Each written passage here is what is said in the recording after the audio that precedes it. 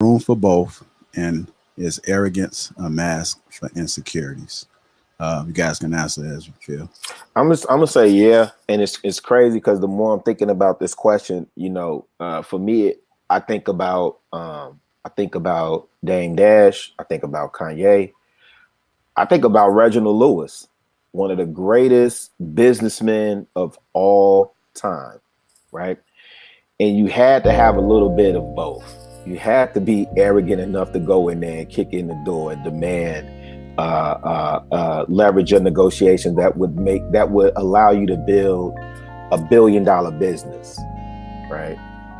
So you have to have that arrogance, but that arrogance comes from your confidence. And again, your confidence is rooted in the fact that you've qualified yourself. So you're confident in your abilities to accomplish the task. I think there is room for both. I don't think there's ever an even balance. I don't think there's ever an even balance. And I'm just going for observation because I don't consider myself an arrogant individual. I definitely consider myself confident in my ability to lead and confident in what I do on a day-to-day basis. But from observation, I think both can exist. And then I'm sorry, JR, what was the second part to that question? Is arrogance a mask for insecurities? I don't know that it is all the time. I don't know that it is. Some people, like Anton was saying, some people mistake arrogance for being an a-hole. And if that person is legitimately an a-hole, it is what it is. If you're in the military and you're dealing with a drill sergeant, you look at that person, you have to have a certain mindset to be a drill sergeant, man, because it's just results. I don't have time for excuses. I don't have time for shenanigans. I don't have time for the BS. We just focused on excuses. And so, I don't know. I don't know that arrogance is necessarily a mask for insecurities, but I think to the observable eye, we do see where that can be. But I'm interested to hear what King got to say around that. I actually have a question for you. Oh, I got a question for you, Ariel. Is that jumper still wet or is it weak? Oh my gosh, I don't even know. I can't remember the last time I touched a basketball. It's really bad. I was talking about this the other day. If y'all don't remember Ariel, she's been on the show a couple of times, and she's an international Hall of Fame basketball player in the WNBA. Oh my gosh. No, do I remember what I was going to ask you? I was going to ask you. I was going to ask you if arrogance ever has a positive connotation, because the way you're describing it is as if it could ever be positive. I don't think the way that we associate arrogance with people, and I'm thinking men in particular, it doesn't have a positive connotation, but I do think it is at times necessary. I do think the people that I see that get called arrogant, they use that as fuel. It's their fuel. It's just how they wired, man. They use it and it drives them and puts them in a particular place. And a lot of times it elevates them. So I don't think it matters to them or that they care whether it's perceived as positive or not. You know what I mean? Like people that are arrogant. Go ahead. The only time that you can label somebody as arrogant is if they didn't deliver on what it is that they said that they was going to do. That's the only time you can label somebody as arrogant, because even if you look at the definition, revealing an exaggerated sense of one's own importance or abilities. That would mean that you would have to prove me wrong, because at some point, everybody laughed and they thought that Jeff Bezos was arrogant about creating an online bookstore and that he was going to be the richest. Like, I watched stories after stories. I just read his book, Invent and Wander, and it was so many people that laughed and doubted and said that he was overly confident, borderline arrogant, because he had no idea what the piss he was talking about, and he wound up proving them all wrong. So now in hindsight, do we look at that as being arrogant or do we look at that as being confident? Because according to the definition, you got to prove that he was arrogant because he could not deliver and he had an overinflated sense of his own abilities. The only time, and that's why I say that this word is way overused, because most of the greatest men in the world at some point was called arrogant until they proved everybody wrong, and then it turned into, oh, he wasn't arrogant, he was just overly confident and people didn't believe in him. Well, let me say this, because I just watched Blood Brothers on Netflix with Ali.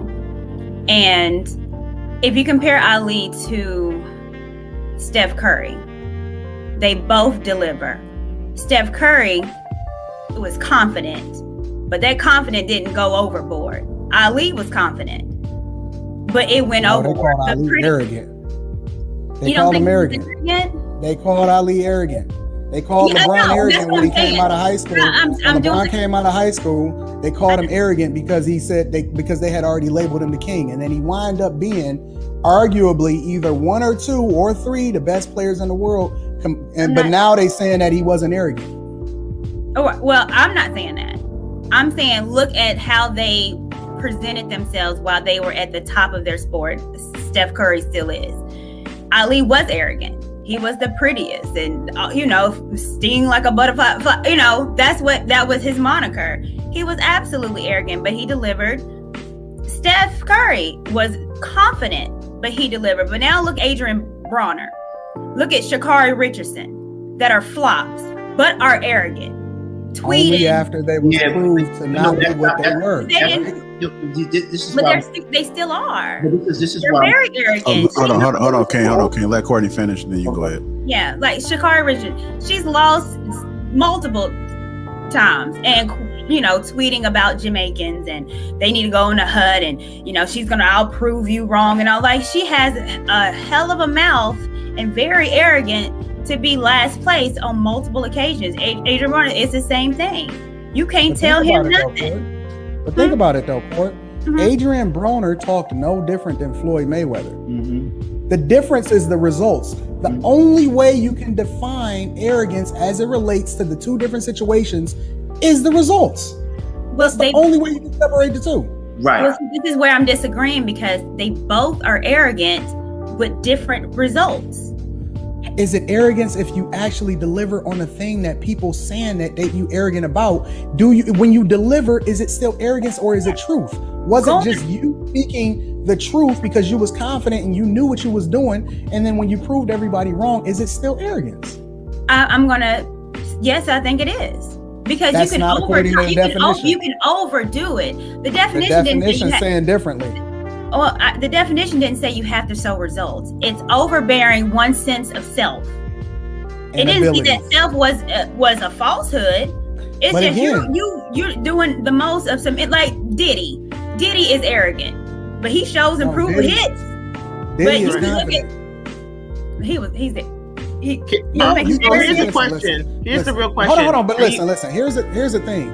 Because you gonna go out there according to what y'all saying, because the way I'm looking at it, it's according to how you feel. According to the people that's watching and criticizing that person, they feel like he's arrogant because they can't relate to the idea that this dude is a winner. And the only way that you can prove that the person was arrogant, and the two examples that you used the biggest, was the failures. You couldn't use the winners in order to illustrate that same point. You're defining arrogance as something that's objective, whereas there is a subjective portion of arrogance. Right. So if somebody says, "I'm the best, you can't touch me," that's probably arrogant, right? But can you really confirm that always? No. It depends on what you're talking about. In sports, you can say, "I'm the best shooter," and you can find that. But saying I'm the best player, now how do you, it's a perfect example of Kobe versus LeBron versus Jordan. People have this conversation. So if they say I'm the best ever, where does the line stop? And when does it become you're arrogant for saying that without any real concrete proof? Right. Go ahead, King. So I hate agreeing with this guy, Antoine. Listen, so Ariel, my love,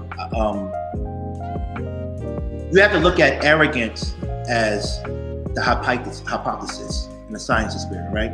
And the one thing about hypothesis, you don't have to, everybody has to prove it wrong. If you say gravity makes you go down, it's up to everybody to falsify the hypothesis. So he's right.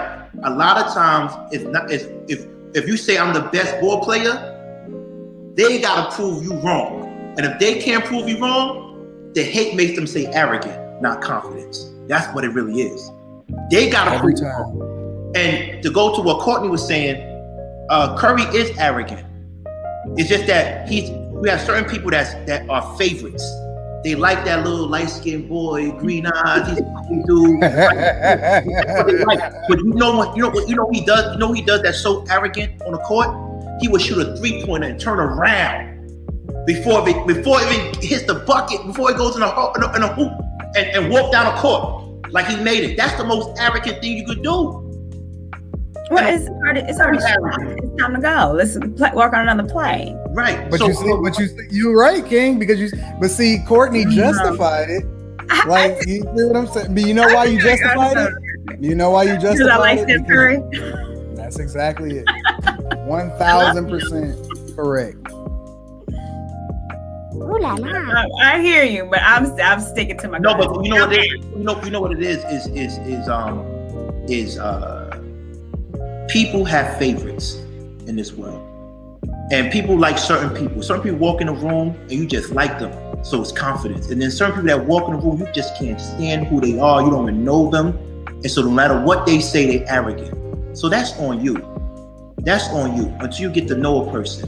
You got to know a person and see what they could do for you in your life before you could call them arrogant and confident. But confident and arrogant cannot coexist in a room to me. Confident is being graceful and tactful and sure of who you are and what you do, to the point that you don't have to put someone down. Arrogant, unfortunately, it has this negative connotation where even though you don't mean to put someone down, you do anyways, right? And so you have to know how to talk to your audience. If I'm in a room full of dudes that just came from jail, I'm not going to say, bring out the sage. I don't want to have this energy around me. Because and you know what? But be honest, but Antoine didn't mean nothing wrong about that. He's right. He's a big believer of energy and words around him, right? But that person that was incarcerated was like, yo, why are you making me feel bad? You an elitist. You arrogant. And he don't mean to. He don't know any better. Hey, King, let me see that sage dance again. You just did. Let me see that sage dance. I like this. Why are you doing all like that? It was hilarious. He hit that name on him. King, let me ask you something, King. Do you think, so I brought up Dame Dash and Kanye earlier. I think Dame like Dash, this guy so much. I think Dame Dash is a brilliant businessman. Do you think he's arrogant or confident? At one point, he was really, really, really arrogant. You have videotapes of him, and I love Dame Dash. But he was very arrogant. But he would treat anybody that wasn't part of his inner circle like crap to get the results he wanted, and that's not leadership. You want to. It's like cologne. It's like cologne. We're familiar with cheap cologne, expensive cologne, right, Anton? Expensive cologne is Le Labo, Mimo, Barn Number 9, right? Just to name a few, putting y'all on. And the cheap colognes is like, the Tommy Hilfigers, the polos and shit. But you know the difference. One is loud when you first get close, like, what is this, right? And the other one, when you have a man with a good cologne, you get up close, and it's like, yo, it's not in your face. It smells good, right? So, I thought you were about to say cool waters. You're gonna say some. No, I don't. I said stuff they need to go and write down and go and purchase it. It might save their life one day. So let me say it again: Le Labo, Barn Number 9, and Mimo. When you get those stuff, please come and holler at me. But just honestly speaking, we got to be a little bit really, when we talk to people, try to understand where they're coming from and be graceful and tactful, but be sure of yourself. That's being a real leader, right? Now, if you don't want to be a leader of all the people and you want to just lead a certain group of people, I respect that. But if you want to be a leader, please be tactful in your approach to who you talk to and how you talk to them. I don't know about that. That don't necessarily mean anything. It's a lot of people that's tactful. It's a lot of politicians that's tactful, but they're not great leaders at all. But really, I'm sorry? You're right. They're not. Politicians. Rilla, I do got a question for you though, Rilla. Because the thing that I look at Dame Dash as is that he's so polarizing that the people that actually rock with him and believe what it is that he's saying and they agree with him, they just say that people that call him arrogant don't know what the heck that they're talking about and they've never just seen a strong man. that stand on his principles. And then the people that don't rock with him label him as arrogant because they don't like what he says or whatever, so on and so forth. So do you think that it just depends on the side of the fence that you want as far as whether or not you rock with him or not and how he's labeled? Because I often say at times that arrogance is the plight of the person that's of the viewer. It's the observer, that's their problem that they have to deal with. Whereas the person that's actually the one that's delivering or working or the most visible person, that's not really their problem. That's not something that they worry about. They don't worry too much about what everybody else is talking about. They too busy focused on doing the work or getting whatever the results are. What are your views? So when it comes to Dame Dash in particular, man, I think he's brash in his approach, but I think he gets mislabeled. I don't think he's arrogant at all. I think he's confident. I mean, again, we're talking about somebody that's put in the work and he's delivered results, and he continues to put in the work and continues. I mean, maybe not on the same scale where it's visible to us and we celebrate him, but I mean, look at his lineage and what he's been able to produce. You know what I'm saying? Like, I mean, I think he's tempered a little bit more now, but I think people have mislabeled Dame Dash for years, man. I don't think he's arrogant, my opinion. I don't think he's arrogant at all. I think he's brash and cocky, but I also think he's confident based on his abilities and what he's been able to produce and the results that he's been able to produce. I got you. That's great talk. Just tuning in. Welcome to Lock P for Let's Talk. It's the greatest show ever. Make sure you guys hit the like button. Also, make sure you guys subscribe to the channel. Thanks for all the super chats that's been coming in. We really appreciate it. Moving on to our next topic, which is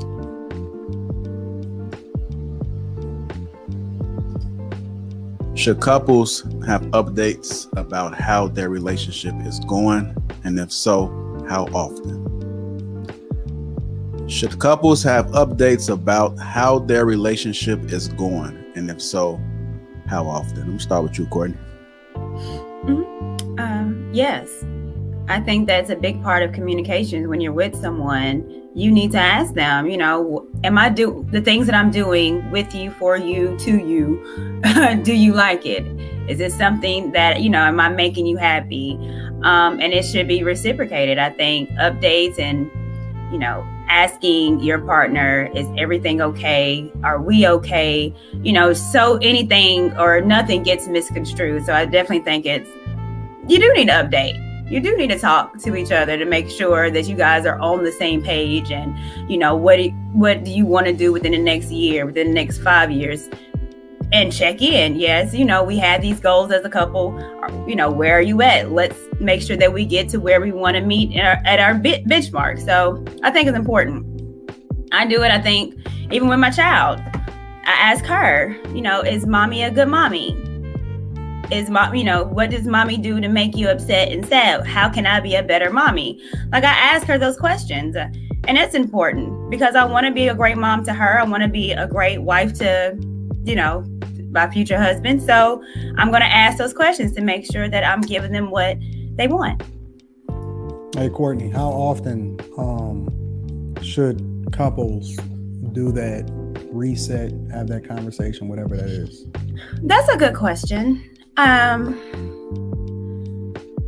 don't know if I have it on a timeline, like with every 90 days, let's check in, but which you could. I actually don't think that's a problem. Every 90 days, let's check in with ourselves. Let's go on a cute dinner date and let's talk about us.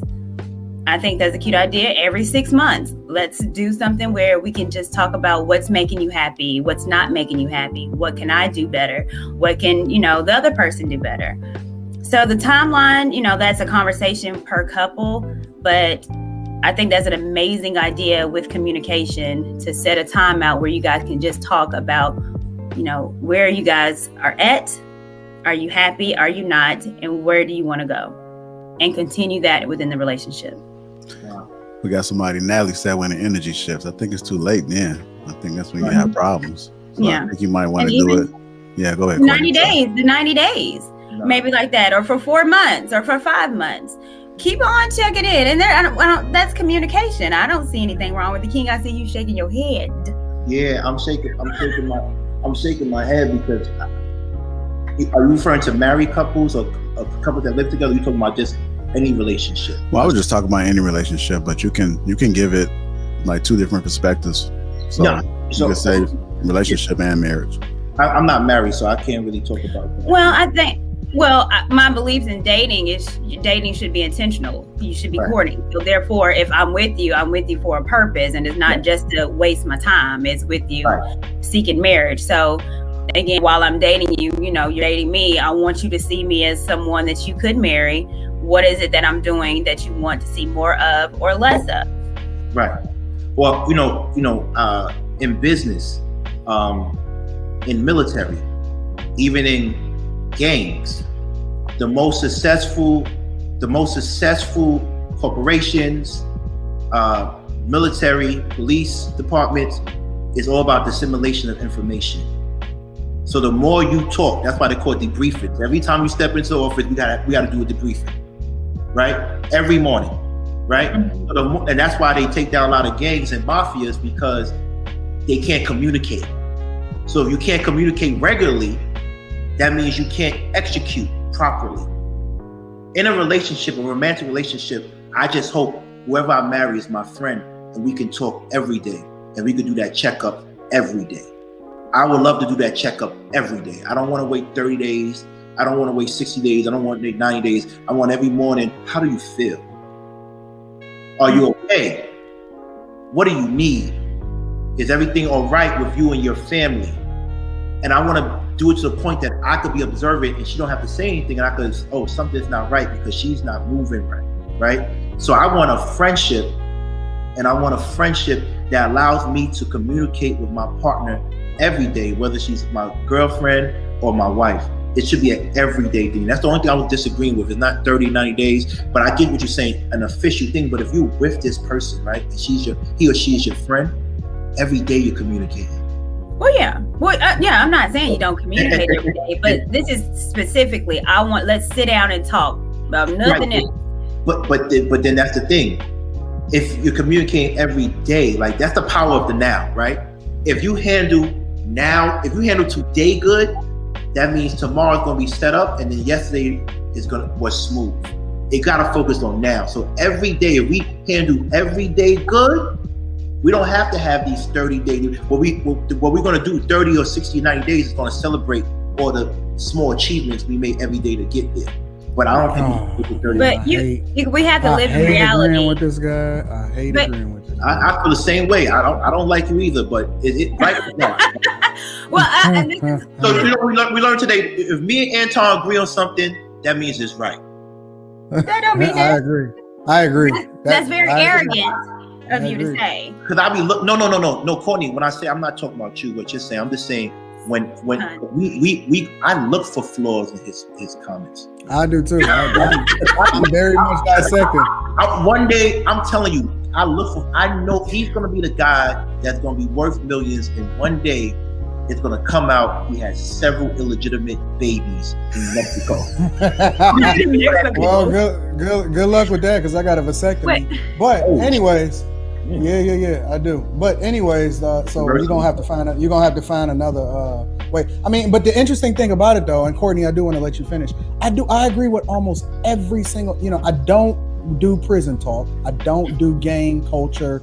So I can't. He be losing me on that last part. He be right in the thick of things, and then he segue off into something that's less than savory for me and my colleagues. Me and my squares.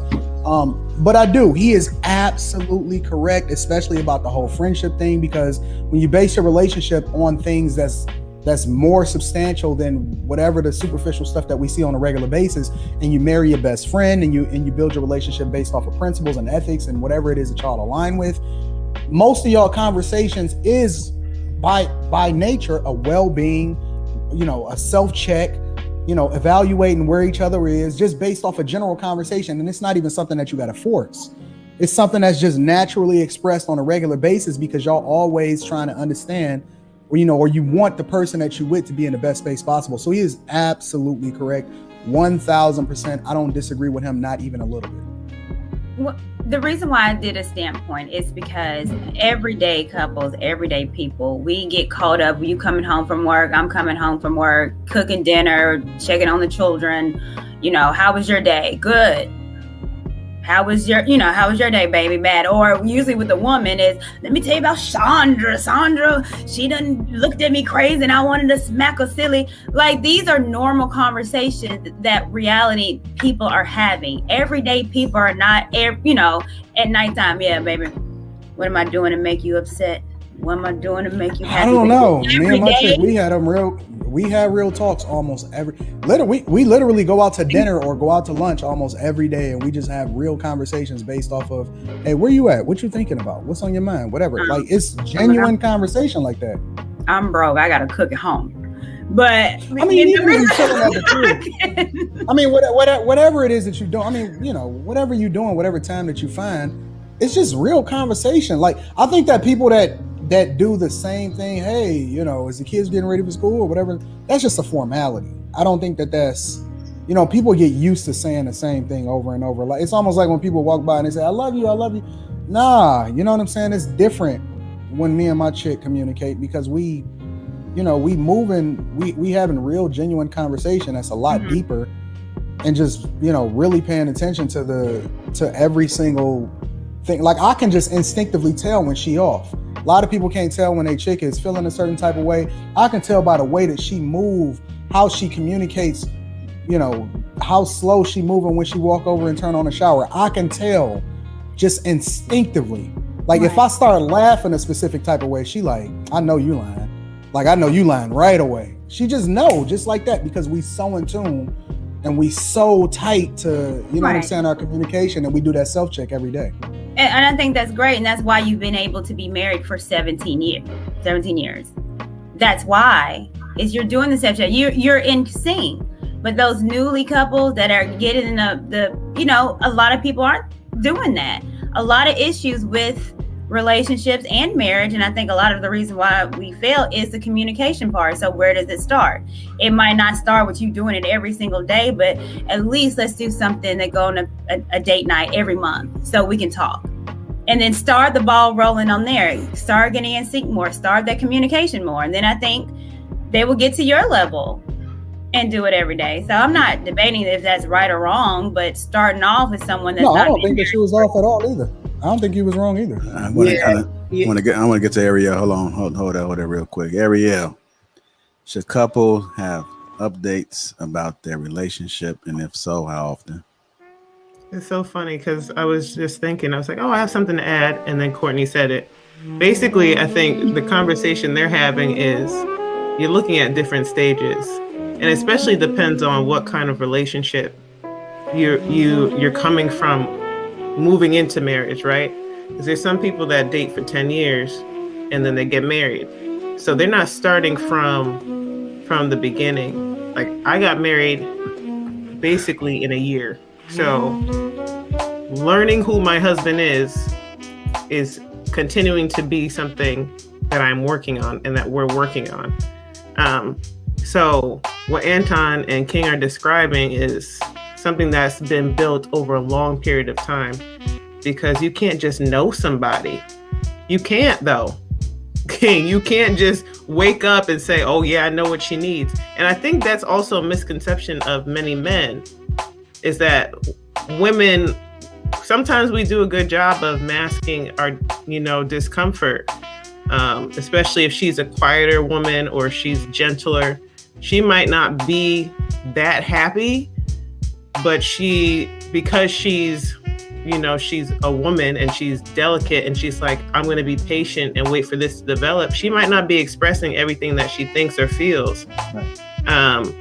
And that's just from a woman's perspective. But I think in general, you guys are agreeing with each other. I think Courtney's looking at it from the perspective of, you're just starting in a relationship. Something needs to be put in place in order for it to build. That's why couples have date nights. That's why they plan them. And then once you get later on in marriage, like my parents don't have date nights. They're doing life together and they know each other inside and out. So that's my opinion. Yeah, Ariel, my love, I know I got to push back a little bit, right? I got to push back a little bit because And I say my love because Ariel is like actually my best friend's daughter's name. So I just don't take any. I know you're married. Don't take it like that. I wasn't. Okay, thank you. Just out of respect. I respect. That's the only institution I respect is marriage. The only one. So what happens is he always jump off the rails every single time. He's about to make a great point, and then he just jump right on off that bridge. Let me finish this because Ariel, you know, it's funny because with me, I don't know what he was talking about. I never do, but what I do know, what I was talking about, which is it doesn't have to be a relationship that, you know, and I never said that I know what she's thinking. I said we communicate constantly every day, right, on the wake up. And I think a lot of people are not marrying their friends. When women that are doing intentional marriages, they're marrying for a husband. But I hope that you marry your friend, because you have your friend, you're calling each other, you're texting each other every other 30, 20, 15 minutes. Marry and be a partner with your friend. Sometimes they don't have to have love in it, but if you have friendship within a relationship, you communicate every day because you enjoy being around that person. But that's a luxury in this country, though. No, people that marry, that have arranged marriages, and this is something that they have to practice and do if they want it to work. Right. But we're talking about in this country. But if we want to talk about that, we can. But I'm talking about if you have the luxury and the option to marry a friend or be in a relationship with a friend, you should take it. I think a lot of women within our community, especially when they get older and they looking to marry, they become rigid. They become boring. They have a checklist. They don't have something. They don't even care about if they even like to be around you. But they have a checklist, and this is the problem. We're not marrying, and we're not trying to build. I didn't say love. We're not marrying, and we're not trying to build with our friends, and that's problematic. That's problematic. Okay. Do you build businesses with your friends? Absolutely. If that's your friend and they have the resources and the values and they have the know-how and skill set to have a business, I would love to build with them and actually be more enjoyable. Unfortunately, what happens is we try to build businesses with friends that don't have skill sets, that don't have resources. That's when it becomes problematic. I know businesses that fail because they was friends and they got their personal business involved with the business. Okay, it failed because they were friends, or it failed because something in the business went bad? Well, because it was because of emotions and feelings. Because they started off as friends and buddies and decided to go into business together, and now they're going through a legal thing because he thought he could do this because, oh, you my boy, you got this, and it's like, no, this is business. But you think I'm your friend, so you think you can get away with a whole lot of stuff because we have a personal relationship. Right. So my question to you is, what does emotions have to do with spreadsheets? With spreadsheets? Well, because emotions. She's right. She's right, because a lot of times people can't do business with their friends because their emotions get in the way of being able to make logical decisions. And when people make decisions based off of feeling. Well, she's right from the perspective that a lot of times people can't separate the idea that you're looking at a spreadsheet and being able to call out your friend, and then they're conflating the idea that, hey, we friends, you ain't supposed to talk to me like that. You know, when they don't understand, we separating the friendship from the business right now. So she's right in that sense. No, but I do agree with you to an extent. Yeah, but my question was, what does a spreadsheet have to do with friendship and emotions? It has nothing to do with that, right? They got everything. I disagree with friendship and the emotion. The friendship and the emotions is the people that's reading the spreadsheets. Right. No, but I disagree with Anton because he said one thing. He said, once we realize that the numbers doesn't add up and someone is doing something wrong or nefarious in regards to business, your friendship should allow you to talk to that person with grace. You see, Anton, if he catches his friend doing something crazy, he's gonna say, what the fuck is wrong with you? Are you stupid? Don't ever try to take. But that a friend is gonna say, yo, brother, look at this spreadsheet, things are not adding up. So we have to make a decision now. Are we gonna continue this or we not?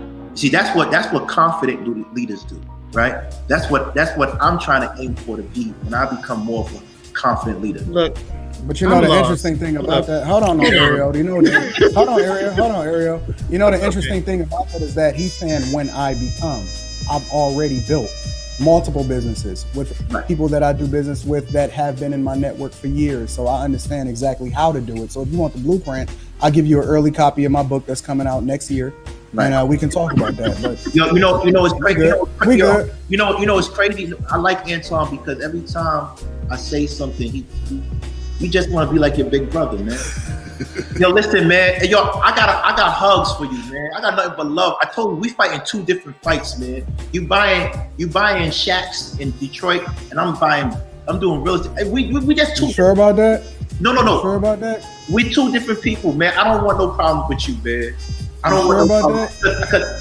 Because my portfolio. Listen, we can match portfolios tomorrow morning. You got it, brother. You got it.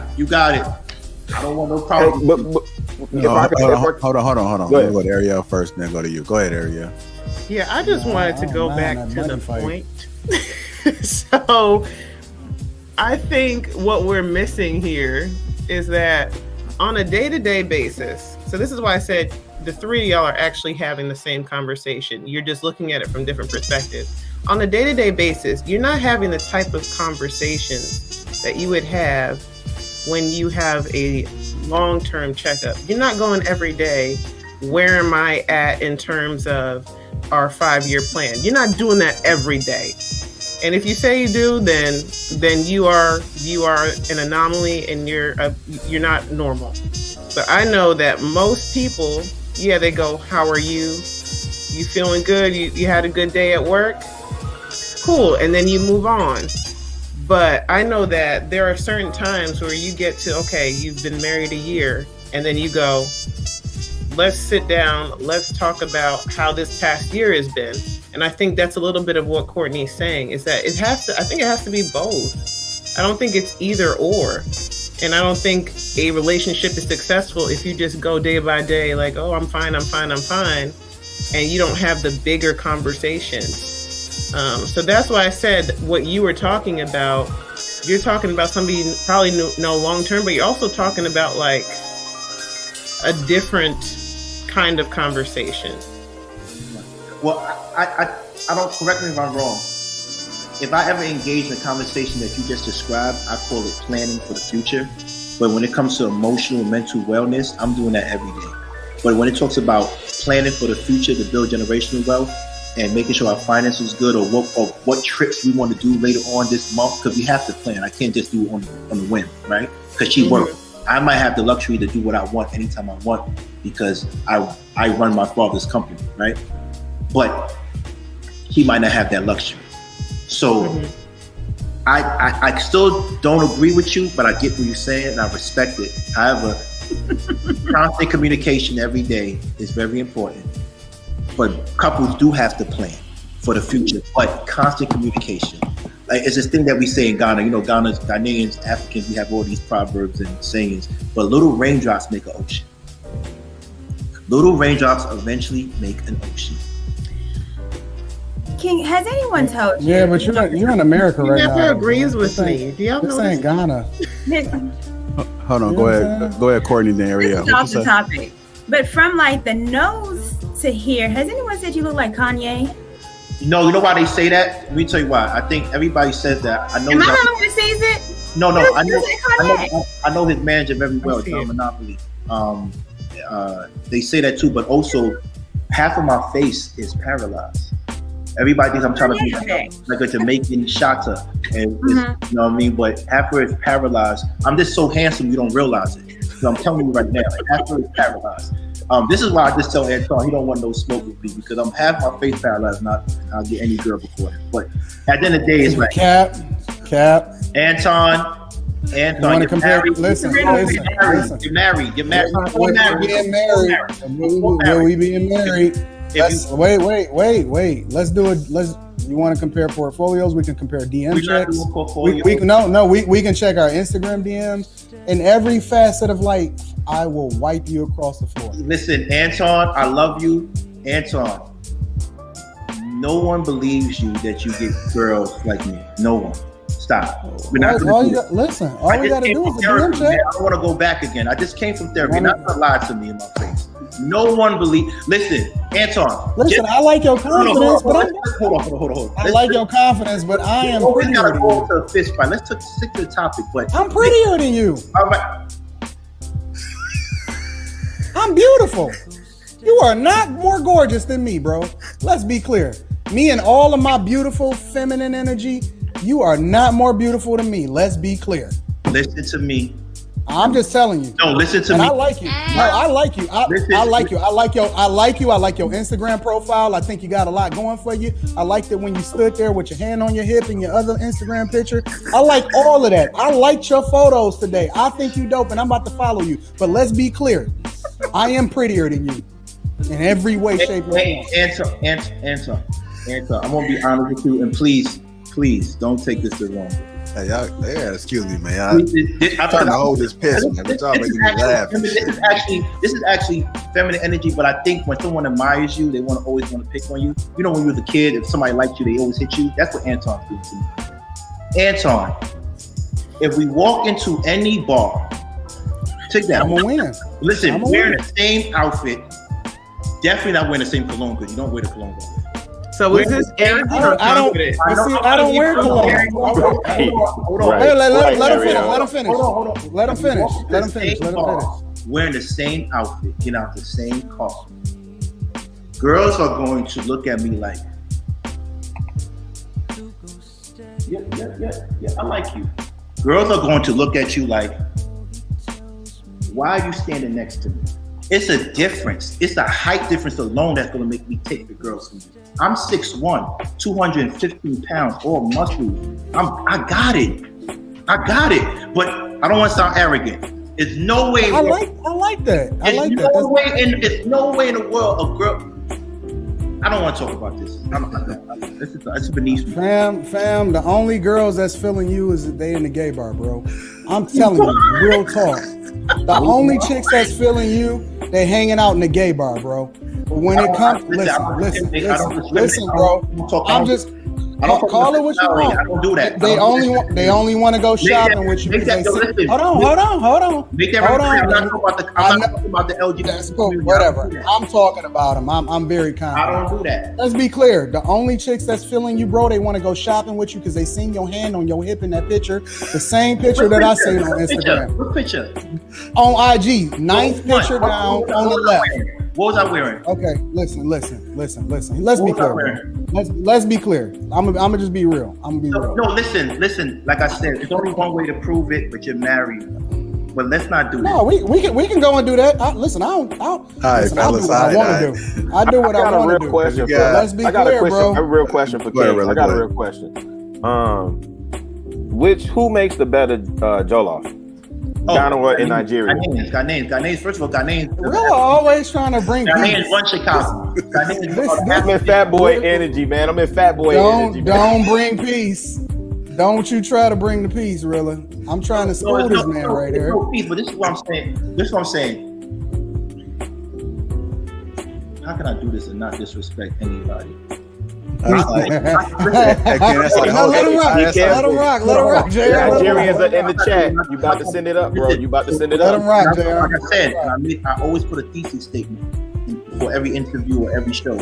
I say I respect the marriage institution. I want you to send me your 5 last ex-girlfriends, and I'll send you my last ex-girlfriends, and you tell me who looks better. What is he talking about? I've been married for 17 years. What are you talking about? So you got married when, 22? Yes. So can you show me any girls when you was 21, 18 and 21? Listen, I know you got a good memory because you did time. I don't have that type of memory. Like you was holding on to the pictures of the chicks that you was, and they had the same pictures and all of that. I didn't do no, real talk, bro. Time didn't stop for me. I didn't do time. So I had to keep on going, bro. You know what I'm saying? And I don't remember them hoes. Right. No, it's hoes. Relax, brother. I'm talking about the chicks that I used. I ain't talking about the chicks. Relax. We're not gonna do that. Oh, you captain. You the What we're gonna do is let me suck them titties, baby. Listen, man. I'm ready. Let me suck them titties, baby. I don't do R. Kelly because that pedophile thing. I take that seriously, and we take that seriously. I don't know if you listen. I don't All right, y'all. All right. Hey, I know you from Brooklyn. I'm from Detroit, bro. No, Detroit dudes. We don't. Fellas. Come on, y'all. Detroit got players though, not you. And better rappers than you. If you're just tuning in, welcome to La Peef Let's Talk. What you look like? Who's that guy? Who's that? That's who We're gonna move on. We're gonna move on. I know who you look like. Be careful. Be careful. We gonna go down that path. It's gonna get ugly for you. Oh my bad. Too late. Too late. Too late. We're gonna move on. There. We're gonna move on to our final topic. Again, make sure you guys get them likes up. Also, make sure you subscribe to the channel, man. This is the greatest show ever. Oh, y'all not entertained. And Sean needs to look up to me. That's not a short joke. You really need to look up to me. You really do. All right. JR got it. Yeah. Let's sure get them likes up. We appreciate all the super chats coming through. Make sure you subscribe to the channel. Moving on to our final topic, which is there are fathers that are out there that are telling their sons there are expectations of life that I want you to have that I believe you will miss out on if you marry too early. Again, there are some fathers out there right now telling them sons that there are experiences of life that I want you to have that I believe you will miss out on if you marry too early. The question that I have for the panel is, if you marry too early, do you miss out on experiences? I'm gonna start with you, Ariel.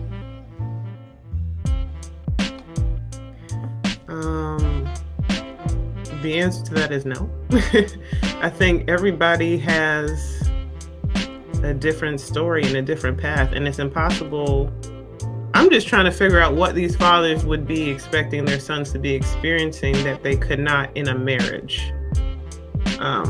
My first question would be, what does the father's relationship with his wife, or what is his relationship status that he views a wife as a detriment to his growth, to his freedom? It should not be that way. Really, the idea of getting married is for you to push each other forward together, not to be holding anybody back. So I think life can look different when you're single, and life looks different when you're married, but neither one is worse. It's just a state of being. I think that's weird advice for a father to give the son, actually. So maybe I just don't understand because I am a woman, but I think that's very strange. I've heard men say that before. If you think of Coming to America, when the king said, he's coming to America to sow his royal oats. So I've heard men say, get it out now before you get married and commit to one woman. So I've heard men, dads say that before to men. Do I think it's right? I don't necessarily. I agree with you. I don't think you miss out on marrying young. As a matter of fact, I was having this conversation the other day with someone, and he was like, I really, this dating world, a lot of things that get on my nerve because these people have already experienced stuff, not necessarily sexually, but, I want to experience stuff with my wife, and I want to marry someone that hasn't already flown to Dubai and been in Egypt on the camel and done all this. And he's like, there's some stuff that I want to reserve for my wife, vice versa. And you already getting and doing all these experiences. It's like, well, what can I bring new to you? I want to experience some stuff with you. So I agree with you, Ariel, on that. But have I heard men say that to their sons? Yes. And it's usually involving being with more women. What'd you just say? You want to repeat what I just said? The last part you said. Well, I was making a quote from Coming to America. No, not that part. You said something else. I said, I've heard dads say that to their sons as far as... No, something else. She said it's usually about their sons being with more women. That's usually what the comment is about. I thought I heard something. Really? What else did you hear? I don't know. What did you think you heard? I think I'm tripping this. I'm gone. Really? You heard what I heard? Brother, be honest. I'm serious. No, I heard what Ariel heard. I was like, where he about to take it? I was like, what? I'm like, where my man? What are you talking about? What's in that cup? Did you say something about a guy or something? About what? I don't know. King. Yeah, it's crazy. What did you want me to say? I don't know. I thought I heard something. Okay. Ow. Yeah, so I encourage men, and it doesn't have to do with the time. It's not time sensitive, but I encourage men to do everything in their might to build themselves up, which means be educated, get a skill, a trade, travel the world, make sure you have resources to take care of a wife before you get married. And I believe men should have those experiences. I believe women are attracted to this thing called hypergamy. Men having more than you, resources, educated, and be able to guide you. So I believe men have the luxury of doing everything before marriage. As for women, because of their biological clock, I don't think not too many have that luxury to experience certain things without jeopardizing their selection pool of qualified men. It's unfortunate, Black women in our community, the more you do for yourself, the smaller your selection pool becomes. The more educated you become, the more professional you become, the more money you have, it minimizes your selection pool for men, right? But men is different, so it increases. So men, I encourage them to do what you need to do, see life like I did. I'm 41, I'm not married, I don't have any kids, I don't believe in having kids outside of marriage, right? And I'm sexually liberated. I love sleeping and doing my things, you know what I mean? Wait a minute. I'm just being honest. Right? I'm just saying I'm responsible, right? I'm responsible. But what I would say is women don't have that luxury, because when you do stuff like that, it makes you it minimizes your pool. Nope. Like huh? Nope. No, for men, like for me. Nope. For me. Nope. What is going on? Yeah, great. Just for me, What's your pool like these days? What? Excuse me. What? Say that again.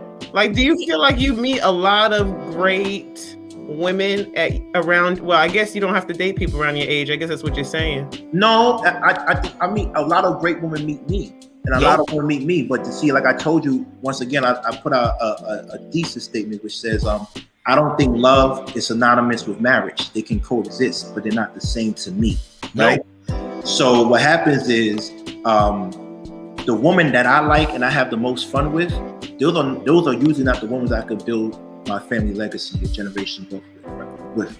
Yeah, that's the truth. Yeah, you and me have a different definition of love, I think.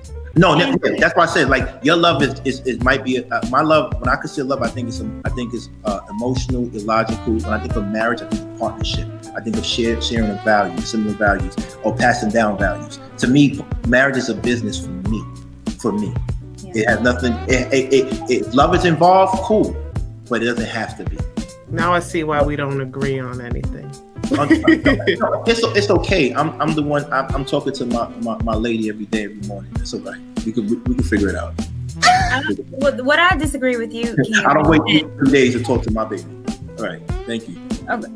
The reason why I said I disagree with you is because you said, if a woman has a degree or a good paying job, then she's disqualified or her pickings is small. I didn't say. I didn't say she's disqualified. I said her pickings are small. It gets smaller. I said her selection pool is minimized. Yes, right, her pickings are smaller. So the reason why I disagree with that, because I don't think it's those attributes that makes her the pickings or who she can get is a smaller pool. It's the attitude that will come with it on some women. So when some women get, a degree and they're dating someone without, it's the attitude, or I am superior to you because I have a college degree. When a woman makes more money than a man, it doesn't, it's the attitude of I am better than you, I can provide more than you. So it's the attitude of a woman that will make her selection smaller, not necessarily those attributes. Getting a degree is a beautiful thing. It brings intellectual conversations to the relationship. But if you're feeling superior to someone, then that's the issue. It's the feeling of I am better than because I have a degree, I'm making more money, I have this and that than the person, not that they have it. Right. So what I would say to you is that, you know, in statistics, you learn that correlation doesn't equate to causation. Nope. So what happens is, yo, JR, you gotta let me breathe, man. But what happens is just because something happened doesn't mean, like, just because I say you girls, that women that get degrees and make higher money, minimize the selection pool is smaller, right? You're saying no, it's not that. It's something else that's associated with that. That's what you're saying, right? Which is the attitude they might have after they get those things, right? I'm saying you're wrong. I'm saying you're wrong. Let me tell you why you're wrong. Because at the end of the day, I agree with the black woman. If a black woman is making 6 figures and she has a certain amount of degrees, she should want the best type of man she can get if she has feminine nature, if she's in her feminine nature. She deserves the best, right? So why would she settle? That's why your selection pool minimizes. Because Why most is best money But that's though? not. no. I'm using an example. But if she, okay, Ariel, if you made before you were married, if you made $2 million, would you marry someone that made 30,000? Yeah, because I make 2 million. So how many women think like you? I can't speak on that. Okay, this is so we should stop this conversation because y'all always I'm being realistic. No, I don't know how many women think that way. But what I'm saying is that a woman who is wise can also realize, like, sometimes just because a majority of women are thinking away doesn't mean it's right, though. I never said that's the way it should be. I never said it was right. Right. So what I'm saying is that's what's going on now. That's a problem. See, that's what I'm saying. This is what's going on now. And this is why. Yeah, and that's why we're here. That's why you have people like Kevin Samuels that say, woman, y'all need to lower your standards. Because the standards y'all coming out with, it's not enough men to supply that. So what I'm telling you right now, is it's not enough men to supply all the educated and well-rounded women, right? So at That's some not point, why he says you need to lower your standards. No. And I don't even think it's Lauren's You're standard. conflating arguments. No. Listen, what I gather from it is that men want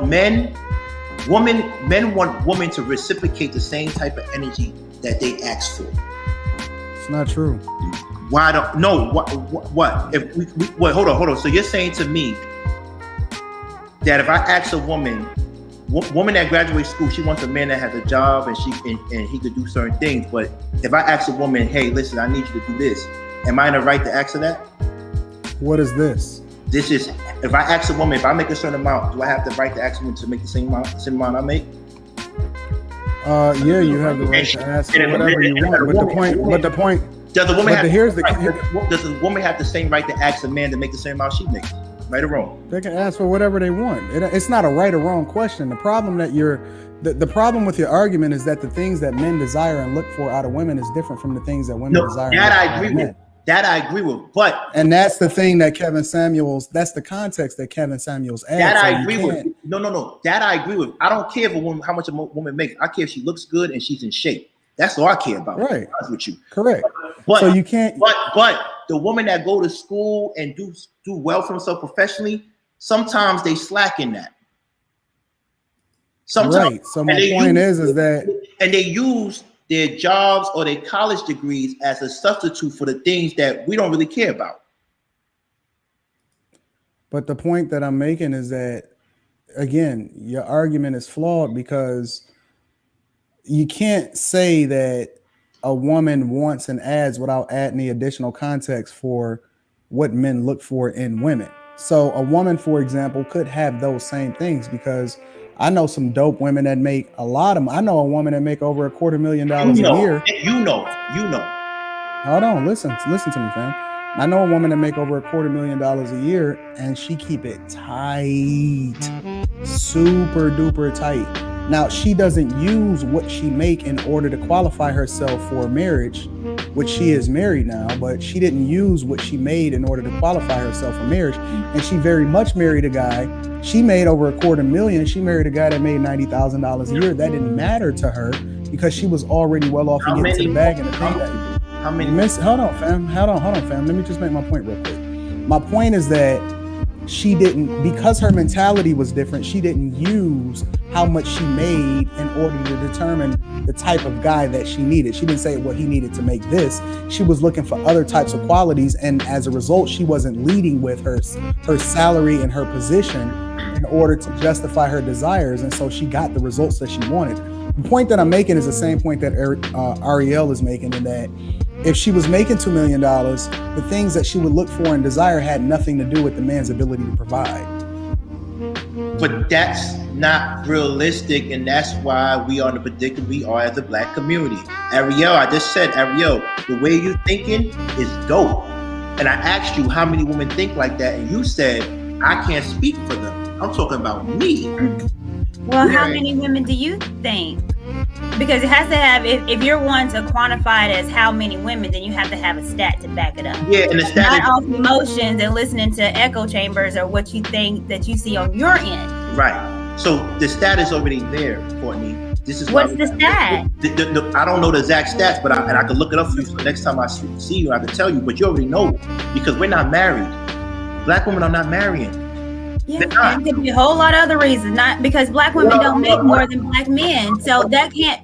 We don't make more than you guys. I didn't say make more than black men. I'm saying they're not marrying because they're not finding enough qualified black men to build with. That's what I said. You can replay this. All right. You can replay this. That's what I said. It's not enough. I remember you saying that. It's not enough qualified black men to supply the need for the black qualified women. It's not. You're not going to do anything else.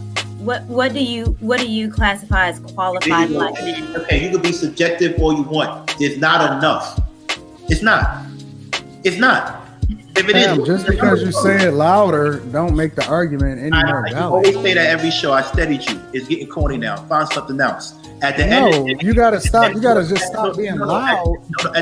No, it's the echo, because I have a 22 feet high ceiling. No, you said it 3 times louder. Yeah, because I'm trying to figure.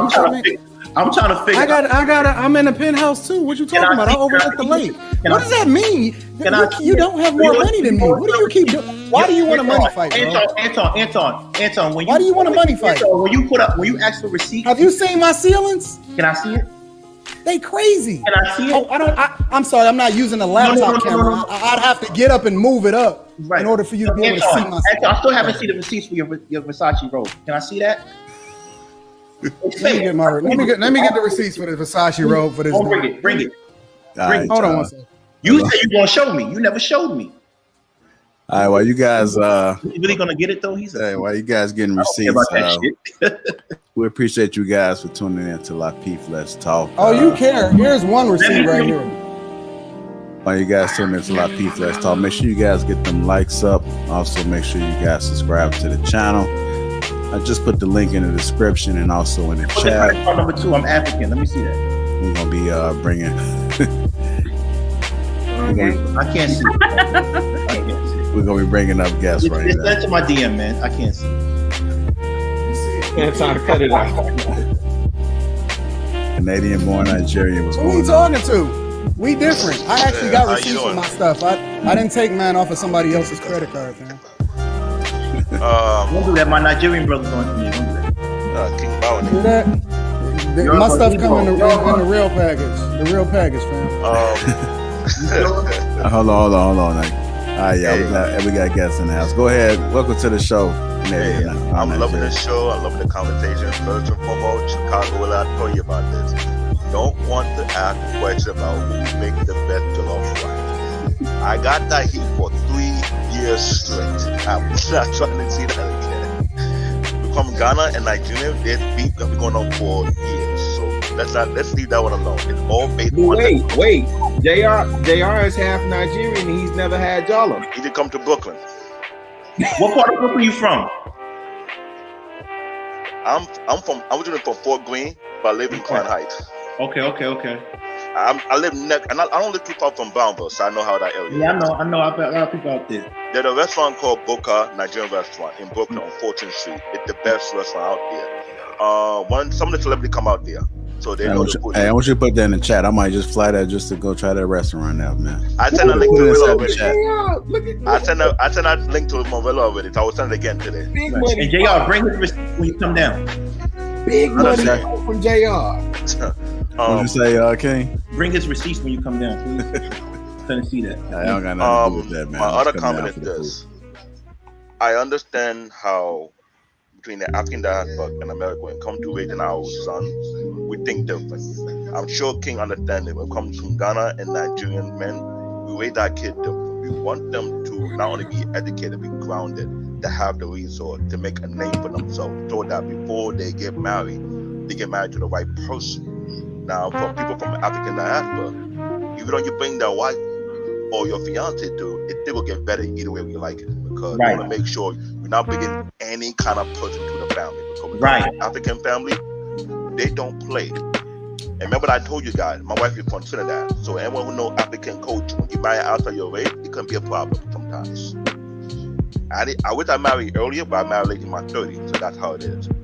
As for arrogance and confidence, that is an age-old argument, because what King said, what Anton said is on point. You can come off confident, but sometimes the person you deliver the message to them think you are arrogant.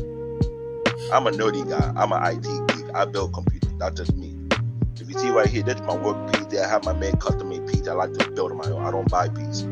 Never bought a PC in my damn life. And I know it by my head. Yeah, Courtney? I do too.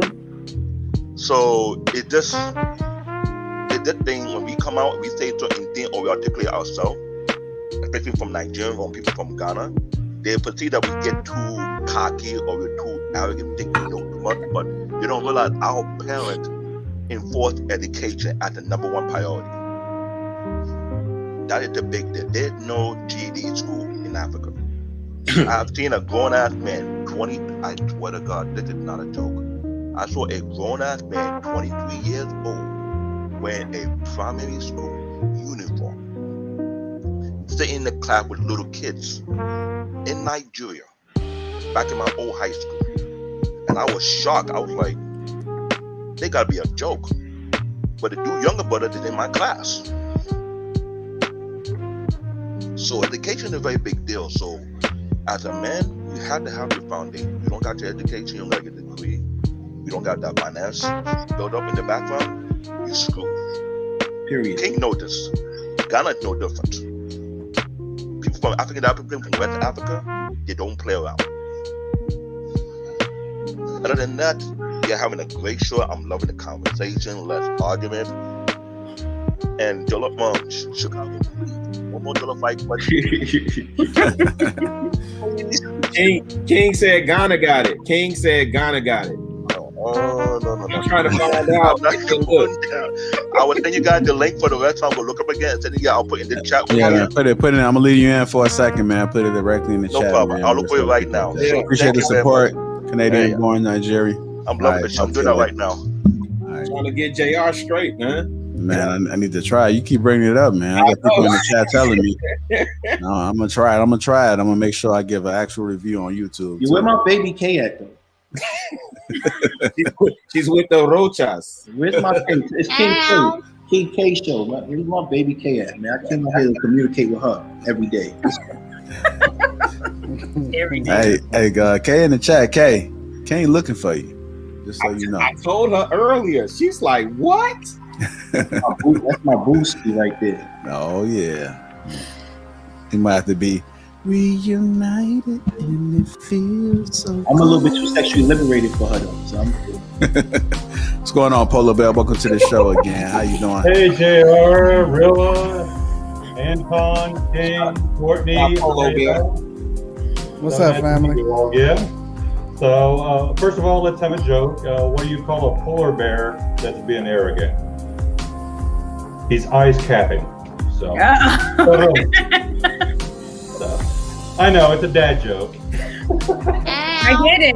that was ice cap. Yeah. Ice capping. Ariel, if you got a sister that looks like you are and has a good attitude like you are, I need to meet her. So, I'm 6'5", so I think She's young. Wait, no, Polo Bear. I have a sister. I caught Polar Bear on something else, and you said you wasn't getting married again. I didn't say I was getting married. I just said you said you couldn't do it. And I did say on another show that if I were to get married, it would be outside the United States. You did say that. Anton will remember me saying that. You did say that. He asked me, would I get married again? I said, if I do, it will be outside the United States because I don't trust the family court law system here. That's a fact. That is a fact, sir. Yeah. So. Nope. I almost forgot what the hell I was going to call in about. Oh, also on Ghanaian versus Nigerian. Now, I can't say too much about Ghanaian jollof, but I have a lot of Nigerian food. I've dated Nigerian women, so I know it's damn good. Whether you get it at a restaurant, most restaurants, or when it's homemade. Homemade is better also. I'm about to book my flight, man. Let me see if Canadian Nigerian put this in the link already. Yeah, he did. In a few months, there's a Nollywood movie that's supposed to be coming out, and I have a very small role in it. So you got to wait. Hold on, I'm obsessed with Nollywood movies. So I'll tell you what. Which one is this? What is Nollywood? That's all I watch. Huh? All I watch is Nollywood movies. The movie is called Gold. Okay. Is it gonna be on Netflix? Where's it? Nollywood? It's the Nigerian Hollywood. Yeah, so my friend, her name is Regina Olakuna, and it's her movie, and I just played a very small part. I played like a thug or a kidnapper, whatever you want to call it. So, I didn't have much of a speaking role. A thug, holding the gun, like, So. It's called Gold, you said? Gold, like, gold currency. Yeah, gold. Yeah. I have to watch that. Like, I love Nollywood. But when we filmed, for my part that I was filming in, it was like in either end of February 2020 or early March. And so because of COVID, she didn't want to do a release of it because then there would be limited, like a premiere, anyone that could attend to it. So anyway, it should be forthcoming. I got to touch base with her and see if she's got any updates on it. But I'll look for that. Aria, I want to meet your sister. I'm in the Atlanta area. So I'm 6'5". She's game. She's taking her ahead. Hell no. She's young. You gotta try. She would look at me cross-eyed if I told her that. That's okay. We don't want our eyes to go bad. So. Yes, this is very important. Hell, I forgot what else I was going to talk about, but that's okay. I won't hold up the line. I know you got plenty of other callers, so I just wanted to say hi, and I hope everybody's doing it. Oh, Anton, I only saw a snippet of your thing that you did earlier today. You took some executive position. Correct me if I'm wrong on that. No, so much congratulations to you. Are you still going to be doing friend. coaching on business stuff and entrepreneur stuff? I am. Nothing changes. Okay, well, I might have to hook up with you more so for my daughter's benefit. She's in her mid-20s. She has a much better entrepreneurial spirit than I do. So, yeah. Tell her to tap in. I definitely rock with her. Okay, well, thank you so much. Gentlemen, ladies, Polo have a great Bear, evening. thank you again, man. I definitely appreciate you, man. Like a breath of fresh air. All right, talk to you later. All right, bye-bye. So I got to bring the prop. Shout out to Polo Bear. Yeah. Keep saying Polo Bear. What's going on, man? You're welcome back to the show. What's up, Mr. JR? How y'all guys doing? Doing wonderful, man. What's going on, man? What's the word? Pretty good. So I was talking to my wife, and we were talking a little bit about arrogance versus confidence. And I noticed, like, every time that someone can't do something that I can do, I am called arrogant. So if I say, hey, I'm going to be the #1 sales guy and that's my, beat all you guys, I'm not saying that as an arrogant move. That's what I just really feel confident in myself with what I can do, if that makes sense. So I think anytime that someone's doing something that they can't do, they look at you as they're arrogant, not are you arrogant because they can't see themselves doing it. If that makes sense. Does that make sense? What is your motive for telling other people what you can do? Because it's an affirmation. I need people to know me, know that I'm a leader. I like that. and I know for some people they won't understand it, but I need you to know inside you that I'm the best around because it makes me better. So I'm not doing it to put you down. If you think you can beat me, let's beat me. Shut me up. Prove that I am arrogant and not confident. So that's but you have to have the results to back it up. Oh, that's the point. Yeah. So if I tell you, we need to see your numbers.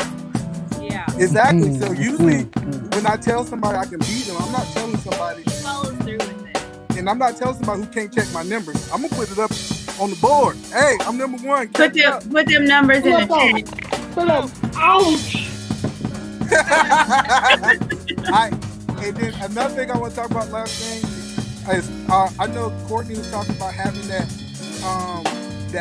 point when you go and date. I feel like those are so important to talk because I think especially if you're very competitive as a man, you might just be going. Not saying that you're missing what your wife is saying, not saying that you're not talking, but she might have a whole bunch of stuff that she need to talk to you about. I know some people might have the whole morning, but I'm typically out of the house. She's still in the bed. So I can't wake up 5 o'clock in the morning and say, babe, just want to check, make sure you're good before you, like, I'm gone. I'm not there. And then when I come back pretty late, when I'm working long shifts, yes, I'm still doing maintenance, but we can have a in-detail conversation. And I think those dates, like those 90 days dates, give us a chance to go into detail. I should check on her, yes, on a daily basis, but I don't think I can just, it's just like I'm so competitive that I'm going. And it's not that I'm trying to miss it. I think those dates are really important. Like you said, we do a date every single month. I try to do it multiple times a month because I know that I'm going, if that makes sense. So my question to Antoine, I got a question for Antoine real quick. So Antoine, I know you were saying y'all got every single day. Do you believe that's because of the type of time that you have?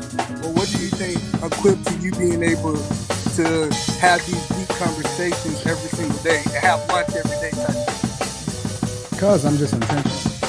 A lot of people have more time than I have as far as being able to spend it in their households and stuff like that. The difference is just that when I'm in my house, I'm present. Like, I'm truly present. I really, really value, like, I don't just be up, like, every single thing I do is on the calendar. When I go to bed, I'm asleep. I don't get into bed and then be scrolling on my phone and talk. You see what I'm saying? When I'm chilling with my daughter, I'm really, really present. When I pick her up from school, when I get the opportunity to pick her up from school, we having deep conversations about her thoughts. I'm truly, like, engaged. So for me, everything is truly being intentional and being in the present. And I don't believe in wasting time because time is money, right? Time is really the only true currency that we have. And people that don't understand money, they don't understand that when they go to work every day, they're trading in their time for currency. Like, I don't know if y'all remember ever seeing that movie with Justin Timberlake called Time. Like, it was really actually a really true, deep movie and a reality of how it is that we live every day. And so I value and I truly live in the present for every single thing that I do. And when I'm talking to my chick, even if it's only for an hour, my hour a lot of times is a lot more significant than other people's 4 hours because they're not present. They just exist in like an accident. They're playing video games, they moping around, they watching Netflix, and they're not really watching Netflix, and they're scrolling up their timeline all day. For me, I got to be present for whoever it is that I'm rocking with. That makes sense. All right, Emmanuel. Wait, you guys got final thoughts? Got one more thing? I just wanted to, because the chat is asking, E-Man, how you arrogant as a Falcons fan? Hey, don't worry. I can win in my own lane. I don't need an NFL team to prove my worth. That's the problem. So many people focus on stuff that other people millionaires. My goal is to try to create my own million. So that's their problem. They need to focus on ways to not worry about the other people's team, but how they last name gonna win. So that's my comments to that. All right, Emmanuel. Definitely appreciate you for the support, man. Good seeing you again. All right, good seeing you, brother. Blessings to you and your family. All right, thanks, man. Appreciate that, guys. All right. So I could call you Antoine. Antoine? That's your name, Antoine? Because you put You can call me whatever you want. Just I like make sure you call. When we came off, make sure you call me daddy. Yo, that's the third time you made comments like that. That makes me feel very uncomfortable. Why? Because you've been saying things that make me. You the one that said that you're not against the LGBT. No, yeah, but I'm not community. homosexual. I don't say anything crazy about them, but I'm not a homosexual. Just because, listen, you don't have to be, but I like what I like. I like what I like. He hit you with the. I don't know how to take that. Yo, that man said I like shit and I want shit. What? The Fleece Johnson, the booty warrior, is all here. I like what I like. Hey, but wait, I need to call this. I ain't gonna lie, King, because it bothers me too. I ain't gonna lie. I do need to call it. There's no W in Anton's name, man. He said Antoine. Yeah, it's Anton. Antoine. There's no I there. And the way Antoine is talking to me, Antoine, stop Antoine. He said when you coming at him like that, Anton, you Antoine. Yeah, Antoine. Antoine. That's his name, Antoine. I'm cool with that. Hey man, I love y'all. Man, I'm trying to get these tears been falling all night, man. I like you and I want you. We can do it the easy way. Oh, we can do it the hard way. Either way, that's different. Like either way, you coming with me. God bless you, man. My black Jesus doesn't allow me to do that. I'm sorry. Praise white Jesus, man. King, you act like you ain't watched Boondocks, man. Praise white Jesus, man. That's crazy. Antoine just showed me a lot today, Antoine. All right, King. All right, King and Antoine. If you guys watch the show, man, TJ often called in, but we got a daughter tonight.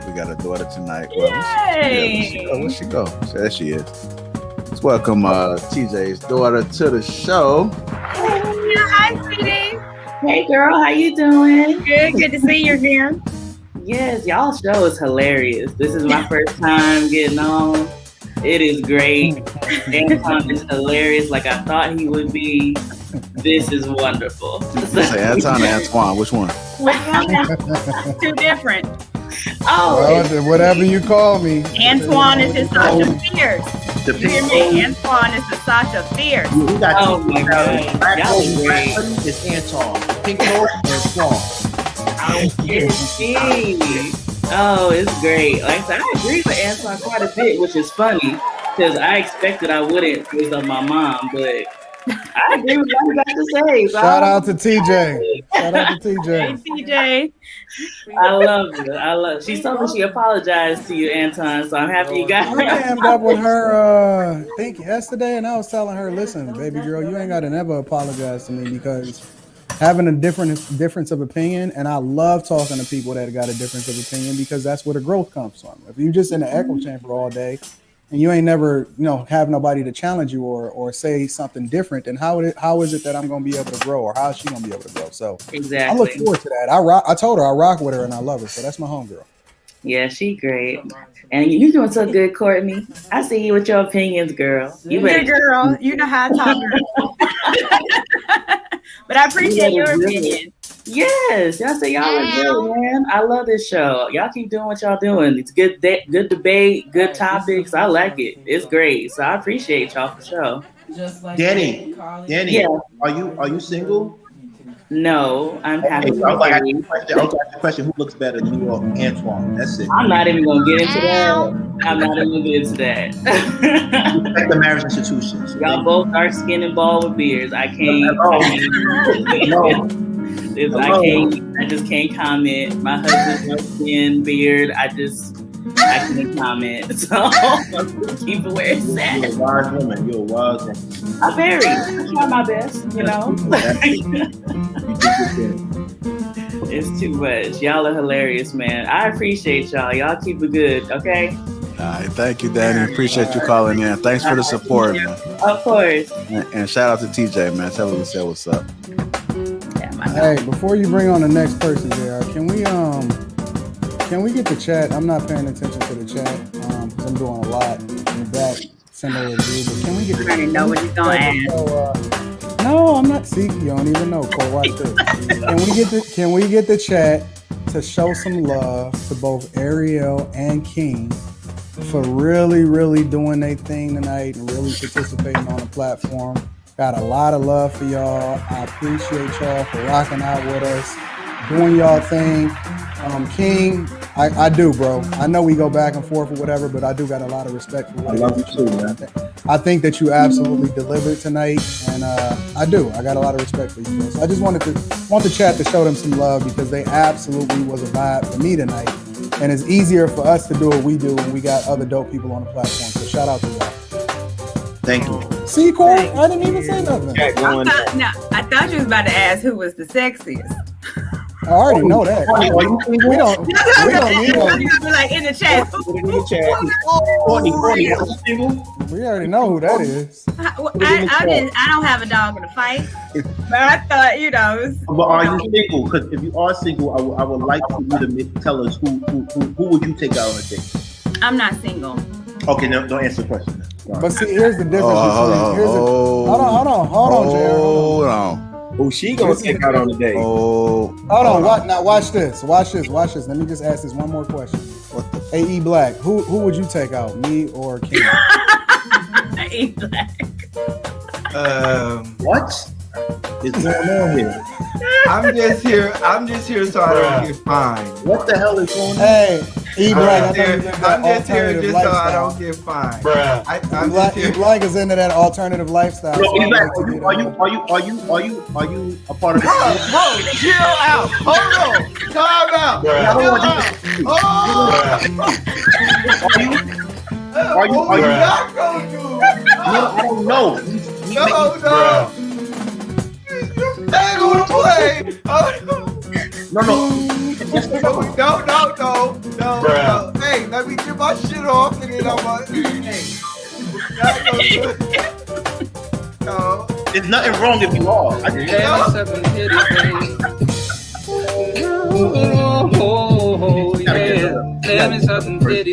I'll tell you, it's dangerous, man. You gotta get that. I don't do the pedophile, man. But King is mad serious too. He wants to know about E Black. That's not our Hey, I got you, my guy. I got you. I just be wanting to know, bro. Do your thing, E Black. You got the floor, my friend. That was hilarious. That was actually funny. Well, shout out to the chat. Hey, let me say this. Hey King, man, about tricking, right? Anton had bought his girl a car at the age of 21. Consider that tricking as a college student? he bought his girl a car. I was rich. Wait, hold on. He bought his girl a car at 21. Yes. And that girl became his wife. I mean, yes, it became his wife. That's not tricking. Okay, because like I said, a lot of that times tricking becomes investment. So I was just that's not tricking. I was just trying to clarify that argument in which if you're looking into a potential wife, it's not tricking. Right. It's not tricking. All right. Courtney, you brought up some Real Housewives of Atlanta stuff, so I wanted to bring some stuff with you. Yandy and Mancini. Mendici.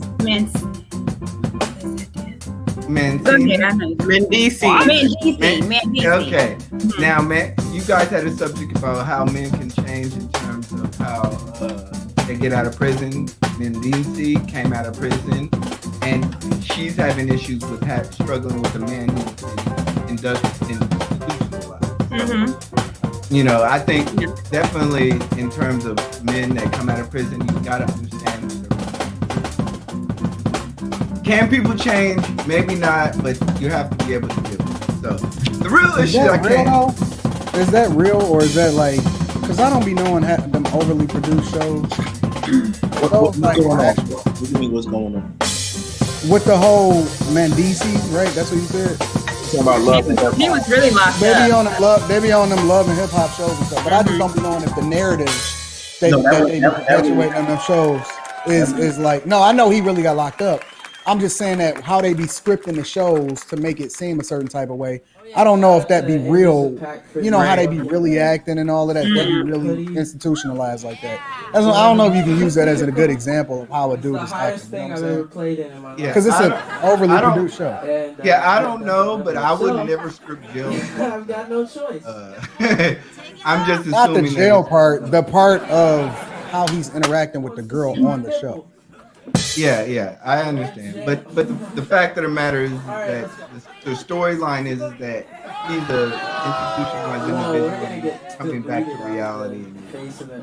He's not fully functional as a father. What are you doing watching Love and Hip Hop, bro? I am not. Look, I am on a whole. That's the real question. He black. Can I ask you something? No. Would you look? I'm trying to get out of here. Look.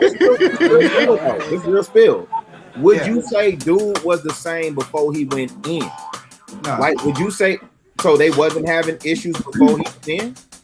No, I would say that once he got in, he got isolated. No. I'm saying on the show, if you was following, because I'm assuming you're taking your information from the show. And what I'm asking you is, on the show, did they have problems? I'm not judging. This is a judgment-free zone, brother. I'm good. All I'm saying is that from the storyline that they presented is that he went to jail and he came out as a different changed brother, and he had expectations and he had issues with his wife not providing enough. He did not have enough support he felt when he was in jail.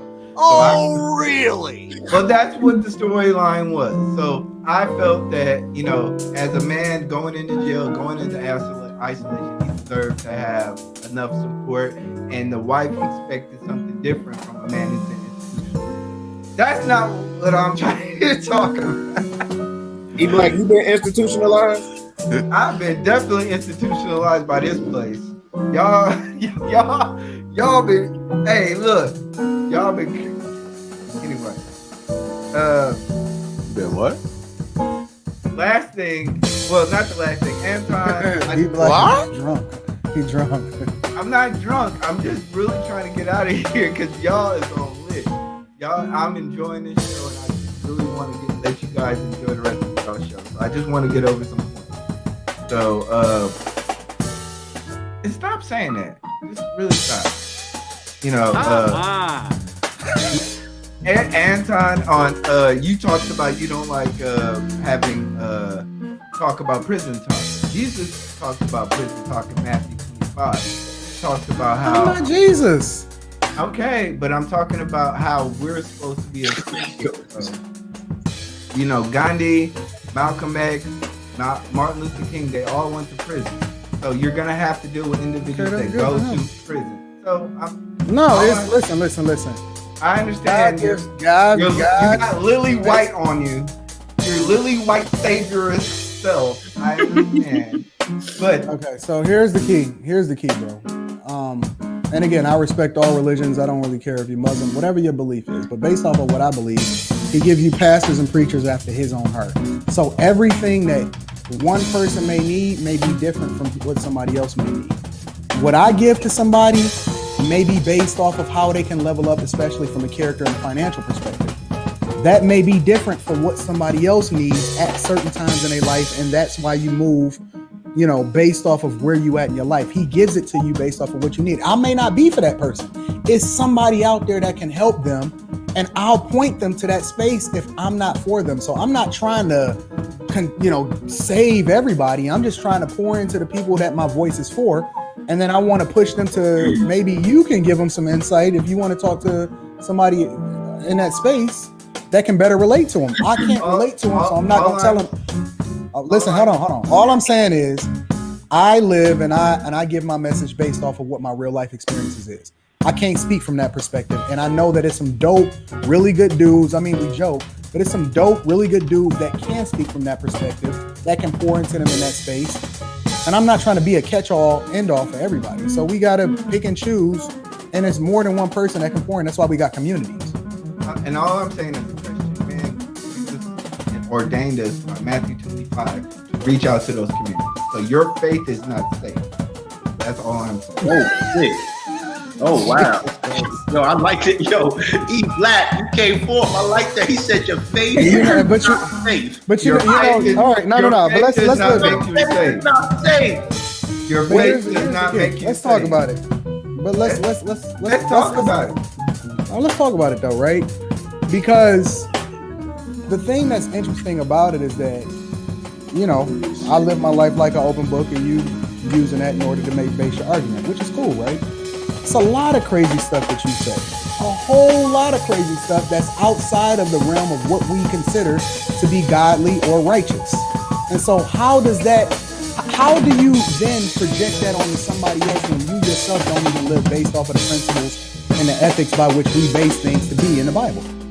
I'm sorry. I've never You an advocate? I've never said anything that's against the Bible. I've never said anything that's E Black, you the one that, oh my God, oh Jesus Christ, bro. My views I are seen the show where you was advocating for. I want to repeat. My views are uncappable. I have no cap. My head, no homo. E Black, hold on. You said uncappable. I'll fuck with you. This man is out of his mind. This fam, I seen you up here cussing before. Okay. I seen you advocate. Hold on, wait. I seen you over here. I seen you over here advocating for promiscuous behavior, and you was advocating and highlighting. Hold on, and don't say it, because you know I will. I will pull the videos up like I did on you the last time. I seen you advocating for living this promiscuous lifestyle, even though you married. Does that make sense too? I said that I live with very certain people. Is that promiscuous lifestyle? No, that's what you said about Amber Rose being top 5. We already know that that's cap. But my point is that you advocate for a lifestyle that's very much outside of what we would define as righteousness. I would like you to bring some points up, but I've never been I'm gonna do a whole show on you tomorrow. I'm telling you, I don't come on. I'm telling you, I have a whole new movement started that's called No Cap. Oh, a new movement. It's a new movement called No Cap for the new internet. Don't worry, I'm gonna make you famous. I'm gonna make you famous tomorrow. I promise you. But E Black, can I ask you a question, brother? Because I like where you going today. I like where you going today. Is Antoine Cap? I think Anton's a very intelligent. Come on. I think Anton's a very intelligent individual. I just think that he's very sheltered in his ideology. So is he Cap? I wouldn't say he's necessarily Cap. I just think he's very. Come on. I just think he's very sheltered in his ability. He doesn't see the ideology of a lot of people, and he's very sheltered. That's all I'm saying. I wouldn't call him Cap. All right, that's respect. Guess what? He had an arrogant statement when I met him. He said, "No one can prove me wrong, and no one can prove him wrong so far." All right, let's go. All right. I'm sorry, and JR, can I at least make my main point? Because all right, go ahead. Hey, go ahead and make your main point real quick. Man. Okay, a lot of people talk about arrogance versus confidence. You know, I'm a very arrogant person. Jesus was an arrogant person. When you have the backing, when you have the backing and the fulfillment of God, your arrogance will go beyond. You might as well throw that towel in. No. That's not true. God, that's not. You might as well stop while you're ahead. What is? What is? You might as well if you don't have the full empowerment of you might as well God, stop if you don't have the full King's ready to jump in. Look at King. Nope. No. The reason. Wait. If you don't, let me explain my point, and then y'all can bounce off of that. Nope. If you don't have the full point. empowerment, if you do not have the full empowerment of God, the Father of God, you have the arrogance to say that you can save lives. So he could. No, you know what? What I could say to E Black is that if you know the New Testament, it was a point where the Pharisees really hated Jesus and all the stuff he said and what he did. So they thought he was arrogant. So they thought, and then when he told one of his disciples, "You're going to do this at a certain time before the rooster crows." He's telling them what you're going to do, and everybody's like, "Yo, They probably thought he was arrogant. Do you mean like that? The problem, you mean yeah. The problem How do you feed Isn't this your 5,000 point, though? One at a time. One at a time. One at a time. Hey, one at a time. One at a time. One at a Hold on. time. The problem with his argument again is that when you back up what you say, that's not arrogance, it's confidence. He didn't have an arrogant bone in his body. As a matter of fact, he operated out of humility in a lot of the ways and a lot of the stories that he was operating within the Bible. You can't say that he was arrogant and humble at the same time. He specifically spoke about arrogance and pride. Yes. Right, And how he should be humble. Jesus was far from that. Yeah, but Jesus was arrogant. To E-Black's defense, I don't know what he means. If he referring to Jesus as a whole, but the people back then thought he was arrogant. They did. That's But why- no, he didn't say the people. He said Jesus Jesus was was arrogant. Jesus Was. said, He said Jesus 5,000. was. Jesus asked somebody, "Hey, how much bread do we got? Let's feed all these people." Crazy shit. And knowing What did that I he have had to enough do? bread, and knowing that he had enough bread and power to feed them, he had He's the arrogance. son of God to feed people. That's not arrogant. That is He's arrogant. the savior. Being a savior, that's who he came on earth to do. A woman touched his cloth, and he turned. Do you know around what and arrogance said, is, fam? No. I know what arrogance is. Bro, I'm gonna need you to revisit that book. No, he's conflicting it with miracles. He's conflicting arrogance and miracles. Hold on, Courtney. What's arrogance, E-Black? Yeah, I said the title, whatever. You guys know Arrogance is over ability to in their own self-righteousness and power. What? Where do you get that from? I believe in his own This is ability a and part of the self-righteousness song and power. No, Jesus as a human being did not understand his power, and he was steady. What are you talking about? This is okay, E-Black. This is where we're getting real. Wait, bro. Hold on, bro. Yo, listen. We're getting in very murky waters here. He even emphasized. Hold on, wait. You cannot. The white Jesus was arrogant. Think about it, bro. Think about it. You can't know. You can't know. Hold on, wait. You can't know that you can call a legion of angels down to come down and save you. You can't know that you can completely change the narrative, especially when it came to him being challenged by the devil after he fasted, right? And then still operate out of humility. The fact that he was able to deliver and he knew that he was able to deliver is the very idea of confidence, not arrogance. Arrogance, as defined by the Oxford Dictionary, is having or revealing an exaggerated sense of one's own importance and abilities. If anything, I would advocate that his importance was understated. It wasn't exaggerated. He really lowered himself. He walked amongst people. He never was rolling around on donkeys and stuff. He didn't even operate in a space to where he knew where he was gonna lay his head at night. Right? The whole idea was that he understated his abilities, not overstated. Hold on, real talk. What are you talking about? Hold on, E-Black. Hold on. Hey, Bolo, go ahead. What you got to say? I know you want to come in. E-Black, man, I rock with you. You're my man. But you blaspheming the Holy Spirit, my G. What? Real talk, bro. Real talk. And everyone Praise him. Lord be offended What I'm saying, my G. over E-Black. You gotta understand that being arrogant is an attitude. It's an attitude. It's a thought process that you move in. When Christ speaks, and you're always talking, you're quoting the scriptures and everything. And the Lord says in Ephesians, be completely humble and gentle, be patient, bearing with one another in love. So if he came the way you said he came, that's totally opposite of what he came to drop. So we need to make sure that we rightly divide the word of truth and not go off of what we think. We better go off what we know. So when I say I can whip your ass and I whip your ass, that's not me being arrogant. That's me telling you what I could do. So if anything, what Christ said was, I got legions of angels that can come at my whim. And then shook the temple and said, but I'm not here to do that. I'm here to be the lamb. I'm not here to be the lion yet. So when you make a quote or you say that this is what it is, I understand that that's your opinion. You can't argue opinion. But when we talk about the way our Lord and Savior came, as humble as he did, if you're talking about arrogance, there were times when he spoke and said, y'all don't even understand what you're talking about. When he said, you want me to give you heavenly things, you can't understand earthly things. He was trying to save you. Because what I'm seeing up here right now is a lot of people filibustering. a lot of pissing contests. That's what he came to do away with, the pissing contest.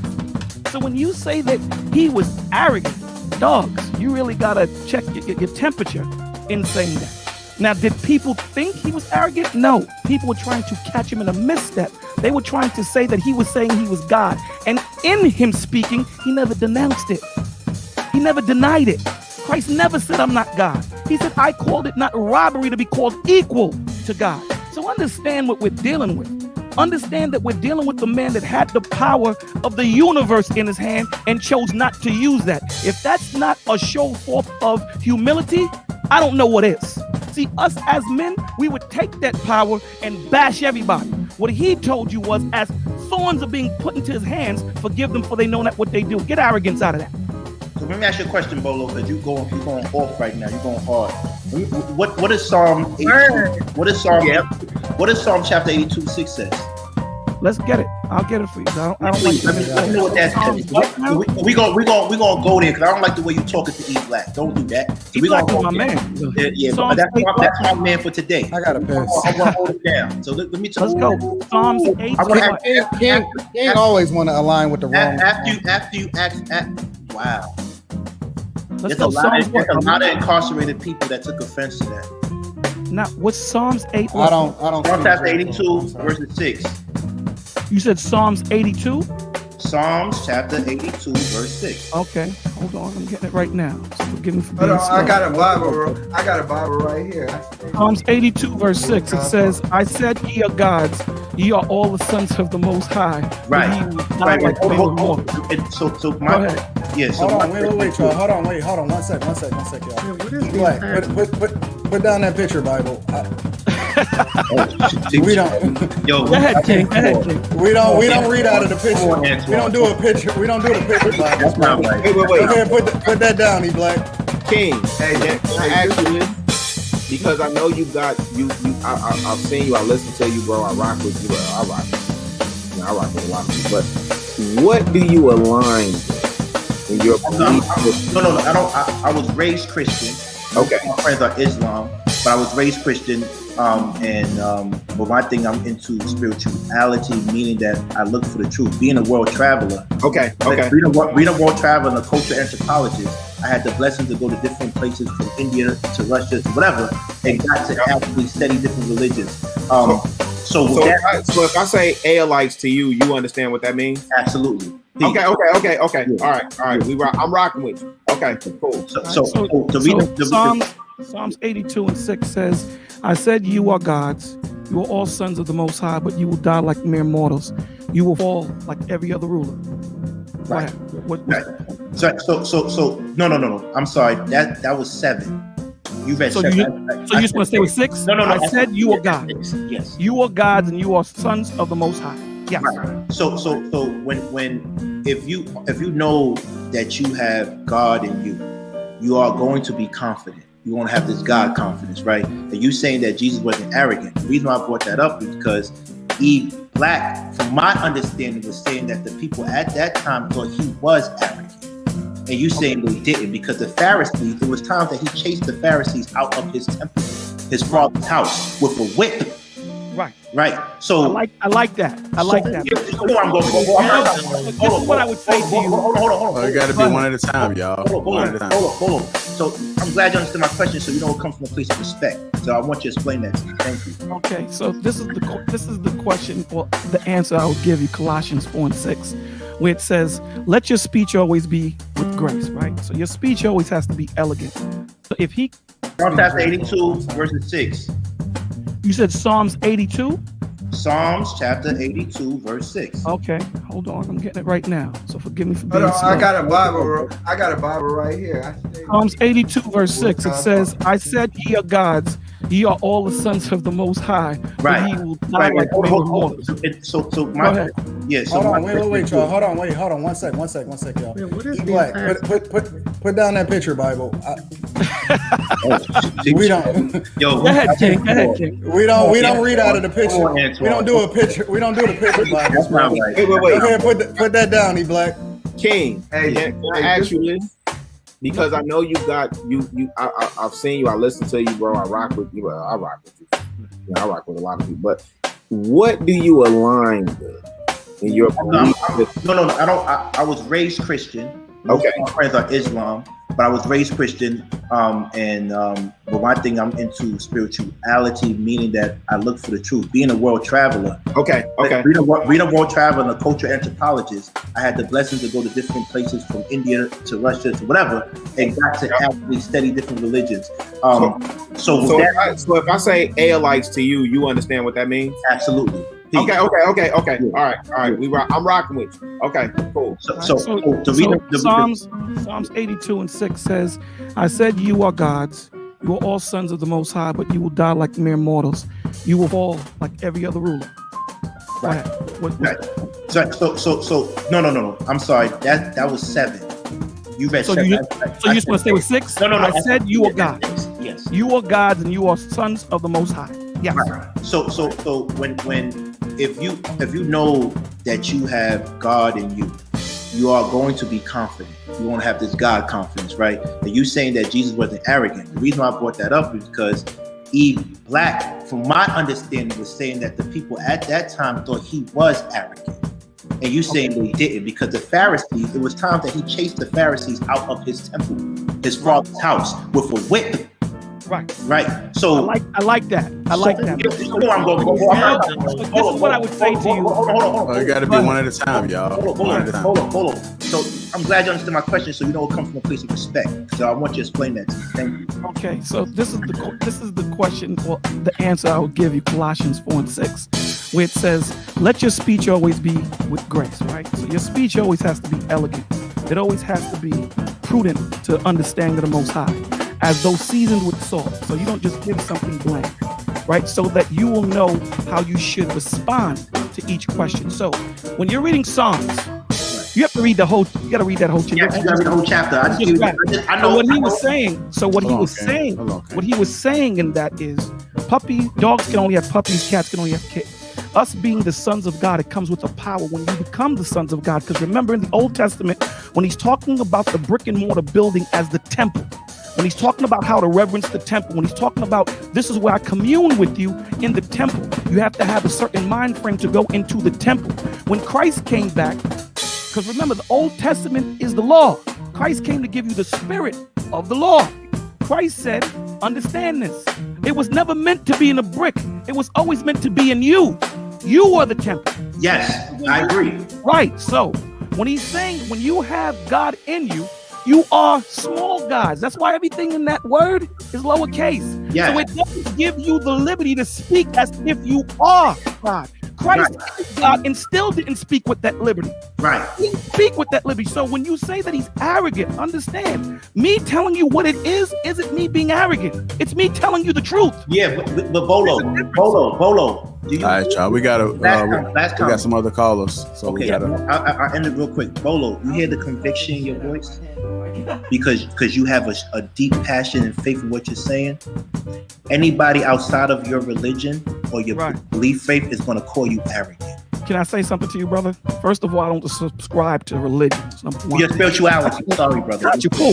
How you take offense to it? Secondly, when I speak, I don't speak arrogantly. If a person has lack of understanding and interprets it as arrogance, that's on them. Our job as men and women on a platform where thousands of people are listening, our job is to give these men and women milk for them to be able to take it, sustain it, and then be able to learn from it. So if they take it as it being arrogance, no, it's just something that I've done or something that I'm in and something that I bear witness to.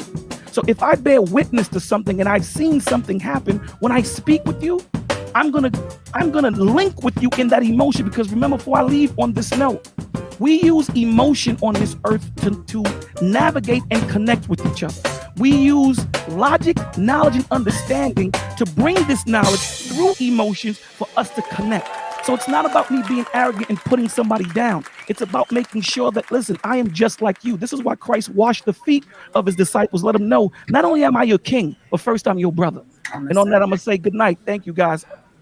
All right. Can I at least? All right, Bolo, appreciate it. No, Can I at listen, least? I love Can I that. at least? Wait, E Black, real quick. I Even love, like we gotta get some other people on. I know. I love that last point that Bolo made because as a leader, right? I'm rocking with you, King. I just followed you, and please, y'all, look. The IG is in King's moniker right now on his screen. I just followed you, bro. Let's go. That part of being a servant leader, man, I think that's a lot of what we miss in this conversation. Like, we can do the religious thing, but when Bolo talked about, you know, Christ washing the disciples' feet or whoever's feet, man, as a servant leader, that's what we do all day, every day. Oh man. yeah, we did do Like this real one time. spill. King, do you not do that? For my Zildjian Live thing the other week. I'm still in training, and I was born to be a servant leader. All right, let's go. So I understand. I'm still in training. I don't think anybody stops learning or stops training. So I am a servant leader. Whoever I want to be around, I serve them. I serve them. It's not something. Let me tell you something, bro. Let me tell you something real quick, real spill. You know, I've been waiting to get a mash out posse bar in for a minute, but let me tell you something, man. Me and you, we done had a couple of interactions, and man, listen, man, we speaking to these young bloods, bro. We speaking to them, and for you to get up on this platform, and for the way that you speaking, bro, like real talk, you in your space right now, man. You in your space. You're in your space, and these young bloods are paying attention to you, man. Appreciate it. Can I at least? I'll be done. With all due respect, I respect everybody. King, I think you kind of. I appreciate your summarization, but what I'm talking about is the arrogance of Jesus. And Anton even defined it as this. It's defined it as an exasperation of your ability. Jesus knew what he was sent here for. So he was arrogant, knowing that a person can touch him. A person can, he even talked to a woman and he said that dog crumbs were not worth it. And even those dog crumbs were blessing you. Jesus was very arrogant. He fed 5,000 people. There are things that in which you guys want to consider negative as arrogant, but when I'm saying I'm arrogant, I understand that when Jesus is talking about, I have God-given ability. God has blessed me with abilities that are transmogrified to the human race. So when I'm arrogant, yes, I'm arrogant because God has given me that ability. It's not confidence. It's not the confidence that I know that I can complete 2 + 2. I have the arrogance of God that tells me that I can complete tasks. That's the difference between arrogance and confidence. When you come back next week, I want you to bring one example of God using the word arrogant in a positive light. Not change the definition of words, man. Like when the word is defined and it is what it is, it's almost like this conversation that we have with, okay, look, conversation that we have around nigga, right? Okay. Wait. Hey, we got some other calls. We can't. I appreciate y'all. I want to end on that point. This may be King Talk, or this may be next week, but you know, like we can't change the definition of words, man. Words matter. And I'm not talking about semantics. I'm talking about words really do matter. I'm not talking about the semantics and the believing of God. I have faith in God. I have belief in myself. I believe that I'm put on here for a purpose.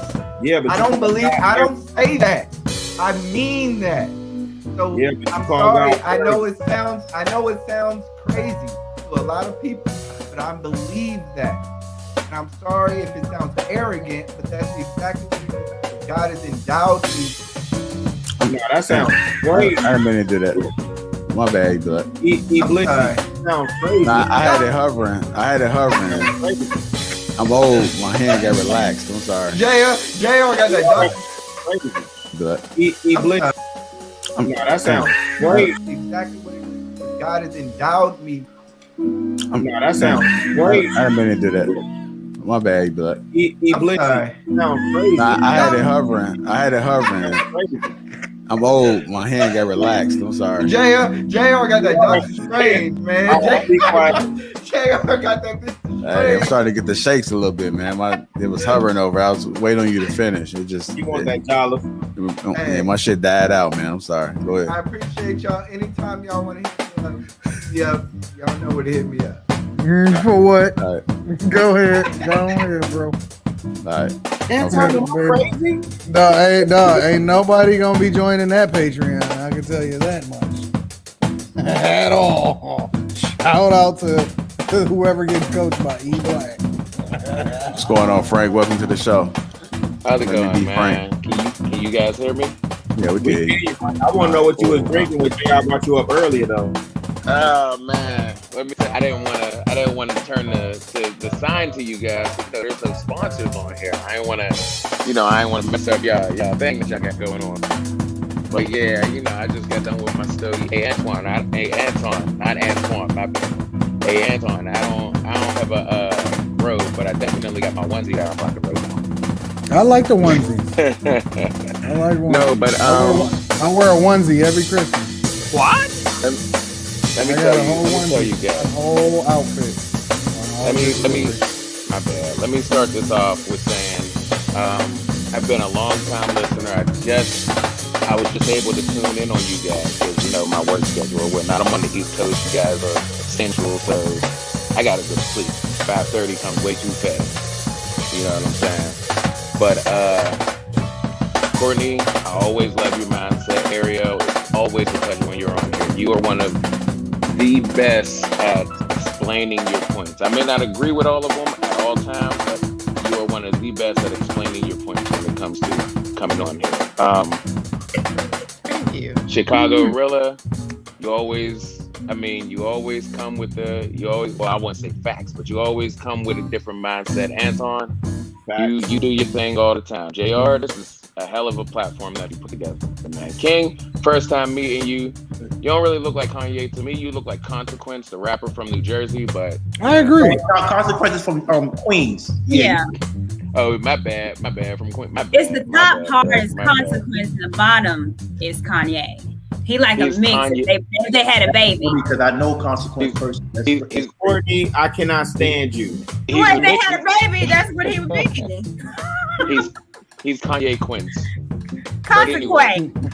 Consequence. No, I'm not Consequence. I'm definitely different. Let me get to my points real quick. Since you guys I don't want to segue to anything else. Since you guys want to talk about the whole cocky and arrogance thing, how example of like the difference between arrogance and confidence would be like a woman walking into the bar and commanding attention from everybody because she comes in with that je ne sais quoi, you know what I'm saying? That I walk in and I know that I look good. I don't find that arrogance. To me, arrogance would be like if she comes up to me and she talks to me and I'm like, nah, no thank you. And she's like, you gay?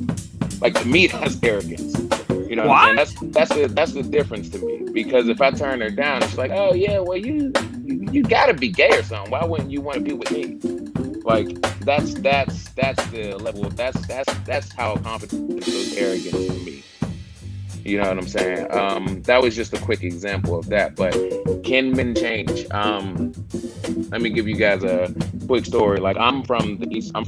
I'm actually from Pittsburgh, and I grew up, in the hood. I grew up doing a lot of bad stuff. I have war wounds to prove it. You know what I'm saying? And a lot of people I know didn't really change. You go back to the hood and you see the same people doing the exact same things. I'm not a big fan of saying, and so yeah, people can change, but the majority, a lot of people still have that mindset when they're stuck in the same thing. So I wouldn't call it changing, more towards like it may take something to alter the type of person you are, but deep down, I think you're still that person. I have to fight punching somebody in the face at least twice a day.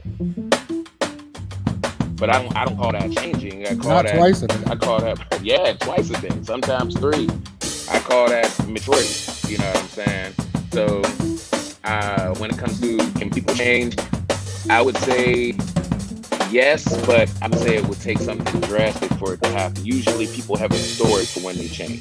Kind of like, no offense to you guys, because I know you're religious guys, but every time I talk to a hyper Christian, you know what I'm saying, they always have like some type of story when they're on their lowest. That's when God came to them, and that's when they changed their life around. That's how. So when it comes, yeah, exactly. So when it comes to changing, that's what I think about that.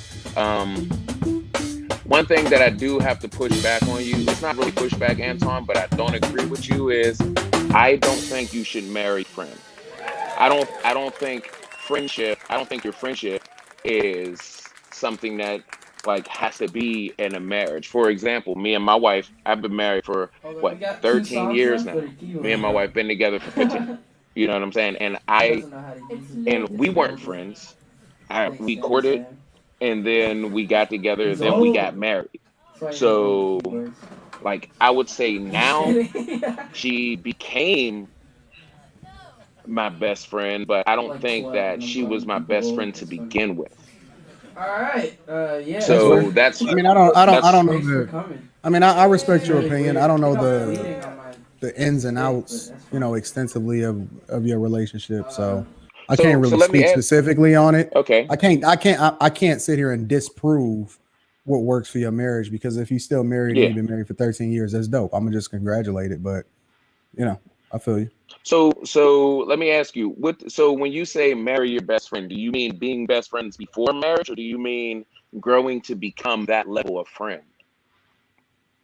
I think that it's a little different in American culture. And the reason why I say marry a best friend is because I think that the foundation of what most people are choosing is to marry it based off of love. They're not marrying based off of business. They're not marrying based off of them both being equally yoked or aligned.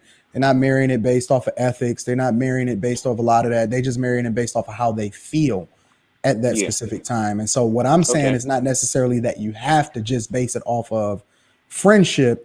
But what I'm saying is that I married based off of friendship being one of the pillars of what it is that I stood for. But it has to, whatever it is that you marry for, it has to be something a lot stronger and a lot more sturdy than just how you feel about that person at that time. Because love can come and go. It's fleeting. You're going to get mad at a person, whatever, so on and so forth. But it has to be a lot stronger and a lot more fortified by things that's much stronger than just love.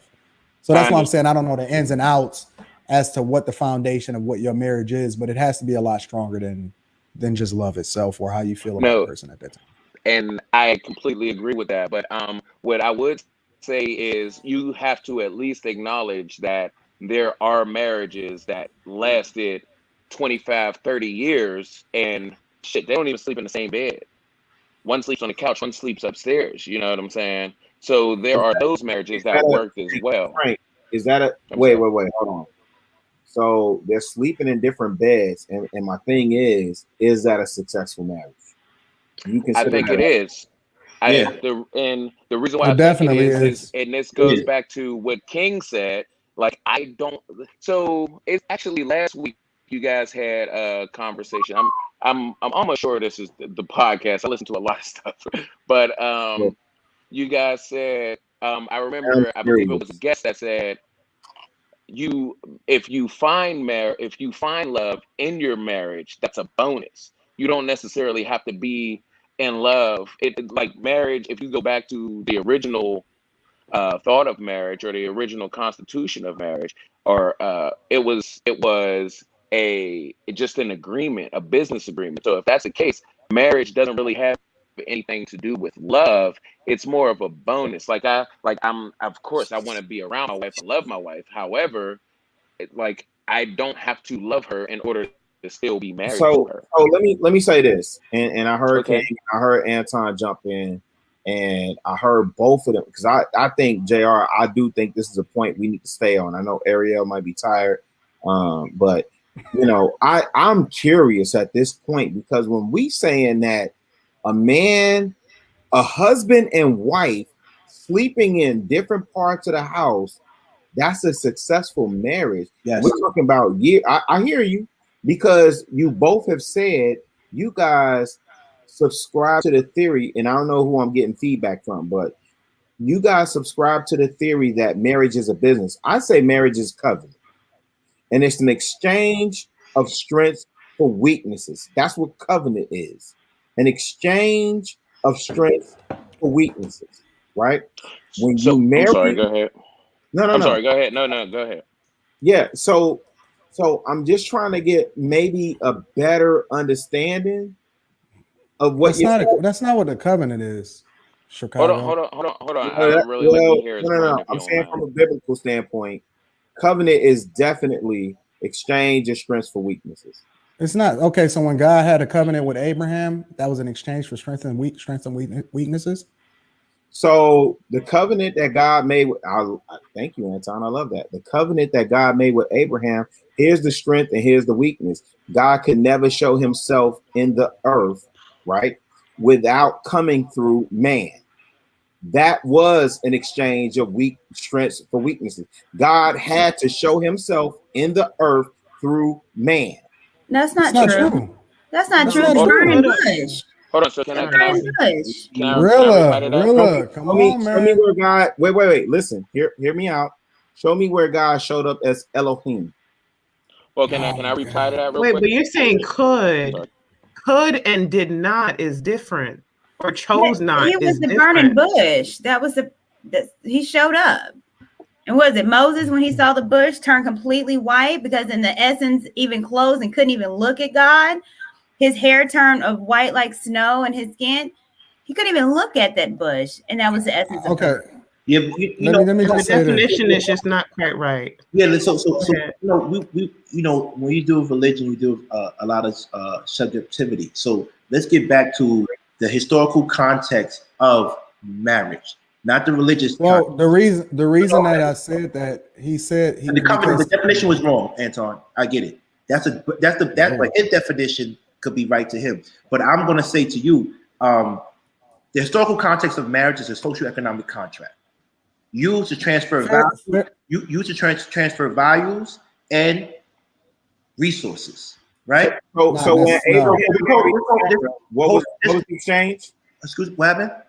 When Abraham married Sarah, right. What was the exchange? So can I reply to that real quick? It's just an agreement. It's just an agreement. So but he did do. That's why I said it was a social economic.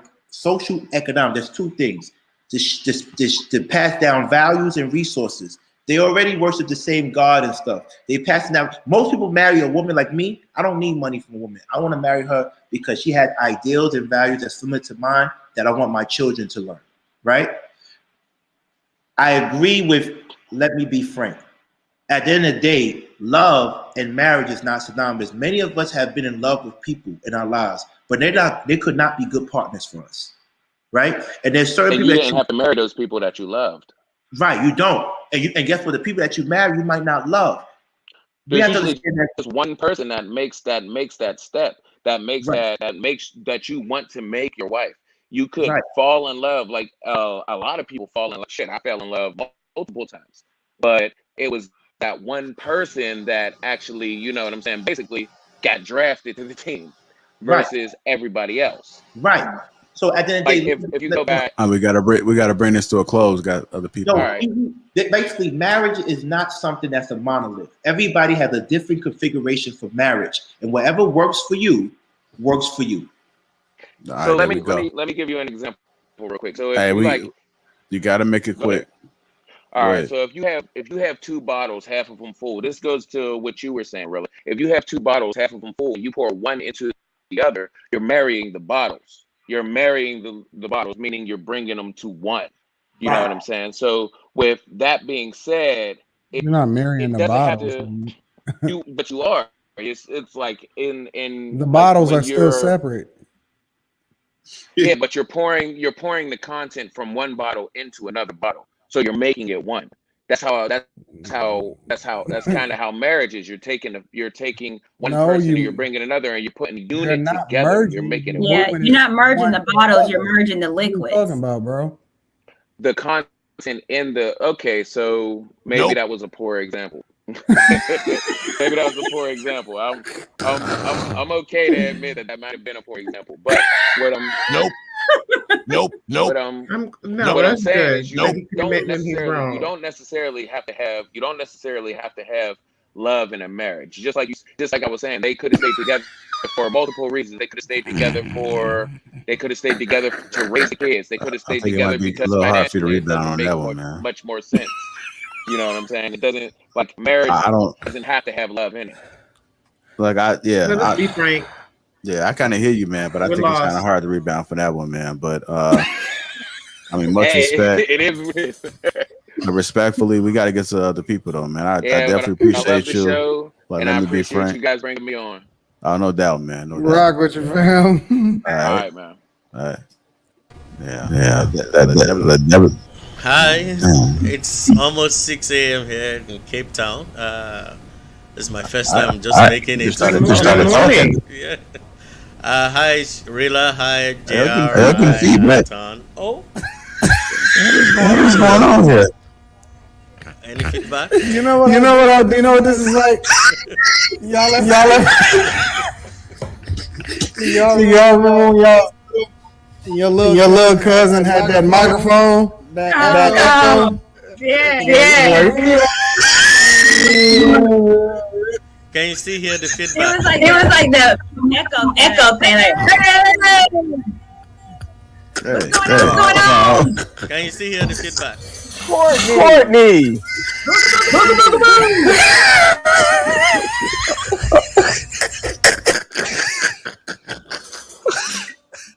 Yo, relax.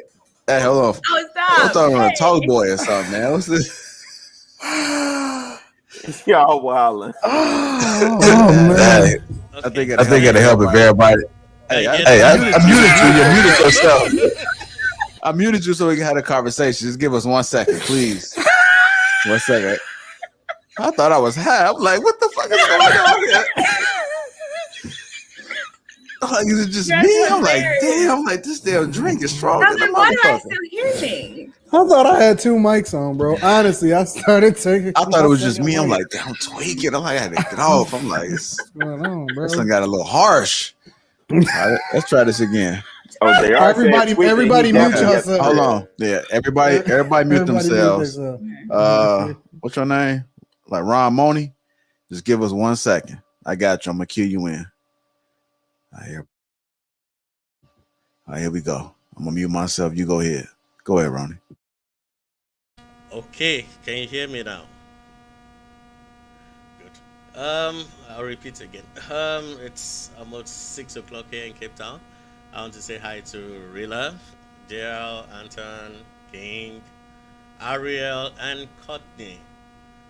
Okay, I'd like to say this. I've been watching you guys for like 5 months now, and excuse my accent, I'm Nigerian. So, so I've been watching your show for like 5 months now. I've really learned a lot, and I must commend you guys by saying, yeah, Anton might have a lot of flags and all that, but I see Anton as like is the real rock there, you know, unshakable, unmovable, you know. And we need people like this in the society. I'm not just trying to say it because he's here, because I learned a lot just by watching him, and I've subscribed to all Anton's YouTube, you know, just to see that I learn from, you know, a couple of what he's trying to push through. Rila, you need to stop this jollof rice stuff. Okay, it's going to get someone killed someday. It's really going to get someone killed someday. And Courtney, it's nice to know you watched Nollywood. I'm really impressed. Never knew you had it in you. Shout out to you. And please, where's my little sister Kay? She's missing today. I mean, the show has been one-sided today. No, it's not. I love Kay. Don't get me wrong. I love Kay, but she brings a dynamic mix to it. We might not agree with what she says, but it makes the show spicy and all that. So I like to leave by saying, I like to say by say leave by saying one thing. Um, the way you conduct yourself on the show, always bear in mind that there are young people watching. You are leaders. A lot of us watch you guys. A lot of my friends watch you guys. I shared the link around and all that. We all watch you guys. So whenever a discussion is going on, always have it at the back of your mind that people are learning from you. People are wanting to get stuff from you. You're leaders. I'm not trying to put all that on your shoulder, but it is what it is. So, having said all that, I'm grateful for being on the show for the first time. I hope to make it other times. So, with that said, I got to sleep. It's 6 a.m. now. So, goodbye and catch you some other time. Run. Yeah. Dang, I'm echoing. Who has the better Jolo? King, can you switch off your camera so that I can answer him? Can you switch off your camera so I can answer Rilla?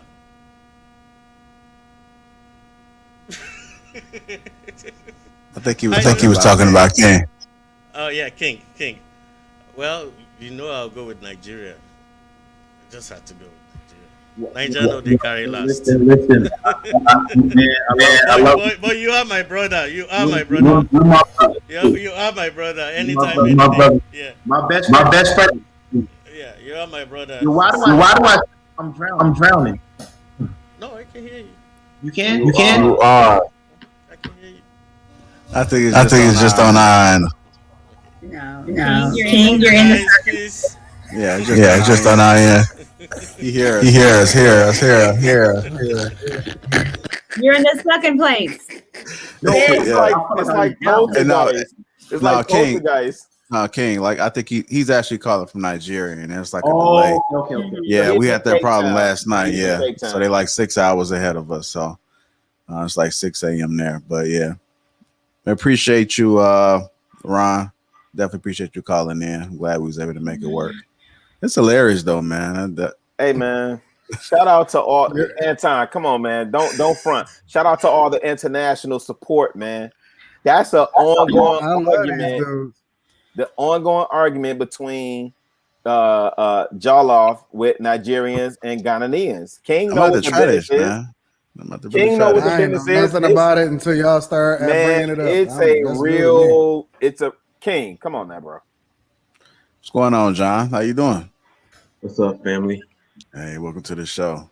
I know you ain't got no notes. Come on with it. I know you ain't got no notes. I'm ready for Always. this dissertation. Always, man. Yeah, that's what they call it, dissertation. Yeah.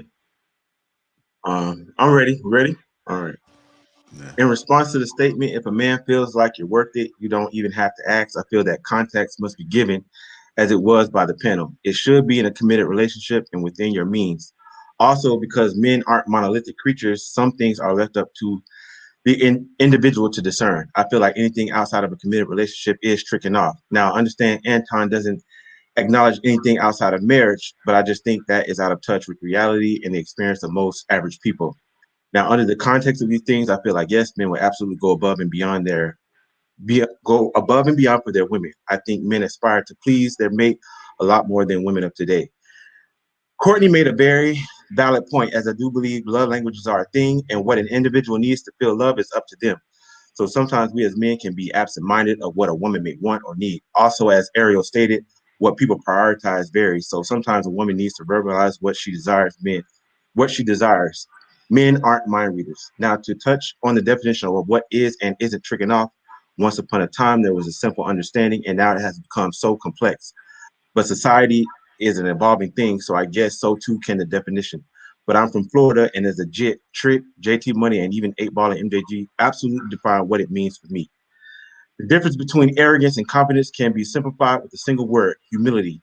These words aren't synonymous. However, allow me to give some words that are synonymous with arrogant: pretentious, ostentatious, bumptious, haughty, pompous, prideful, self-assertive, and even cavalier.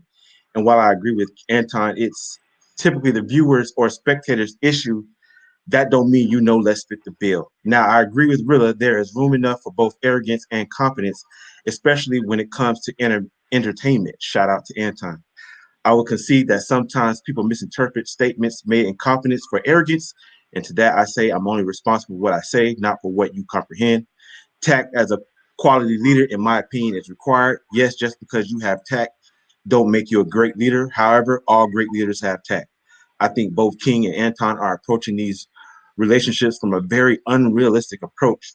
The day-to-day hustle and bustle of life does not afford most couples, at least for us average people, the luxury, as Ariel stated, it was to approach relationships in the way these two men do. For one, they aren't average, and they're absolutely applying their non-average lifestyles of a minority base to that of the masses. Idealistically, most of us would like to have day-to-day updates and marry our best friend. But as a tradesman, I don't have that kind of time or energy, and most women I've courted don't either. A scheduled date to have this kind of dialogue is absolutely necessary for most of us average people. When it comes to love not being necessary in marriage, I think this can apply to non-believers and non-believers only. I don't want to preach, but the Bible says, husband, love your wives as Christ loved the church and gave himself up for her, that he might sanctify her, having cleansed her by the washing of water with the word, so that he might present the church to himself in splendor, without spot or wrinkle or any such thing, that she might be holy and without blemish. In the same way, husbands should love their wives as their own bodies. He who loves his wife loves himself, for no one ever hated his own flesh, but nourishes and cherishes it. My opinion, only an arrogant believer would say love is not required in a marriage. Wow, that's crazy. I like that, John, because you say you don't have enough. You're in a trade and you don't have enough time to have the daily, conversations with your lady. So you prefer dates, but you had enough time to write that. So what I want to say to you is this. Well, you assuming. Hold on, I want that to catch up to that. Thank you for laughing at that. So I wanted to catch up to that. So you had enough time to write that. So people make time for what they want to make time for, brother. That's my whole point of that joke, right? You made time to write that. If you want to make time for your lady, you can make time on a daily basis. We are not average. I don't know about Anton, but we don't live average lives because we had a mindset to say we don't want to be average. I know a lot of tradesmen that don't live average lives. They live amazing lives because they know what to do with the money that they invest, because those are the only jobs that's really secure no matter where you go, to be honest, right? So we can't stop making excuses. What I do is I want you to tell me, how can I inspire you so you can have an amazing life? You see, what Anton does, he lives an amazing life, and he says, catch up. Here's some gems, but catch up, because I'm not coming down here to talk to that population of people. I'm saying, I want to talk to that population of people. Let me know what I could tell you so you can live like Anton. That's what I'm saying. But I'm not going to. King, on Orlando, you living that life too, though, fam. So don't. I am. Try Yeah, to, I am. Don't I don't want to be braggadocious about it.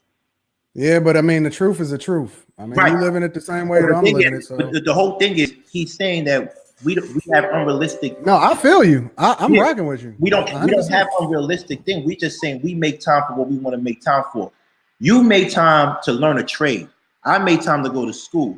You make time for what you want to make time for. You made time to write that down. You could have been using that to sleep. But you no. We appreciate you writing that down. Hold on. Now It was dope. Nobody's want. It was dope. No. I'm not talking about that. But you're talking about sleep and all that. You don't know what my schedule's like. You don't know what my life. I don't know your schedule, but you made time. You made time. Okay. So at the end of the day, I'm gonna go back to my original point.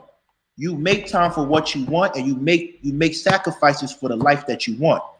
So don't tell me it's unrealistic for you. Just say you don't want to do it. Okay.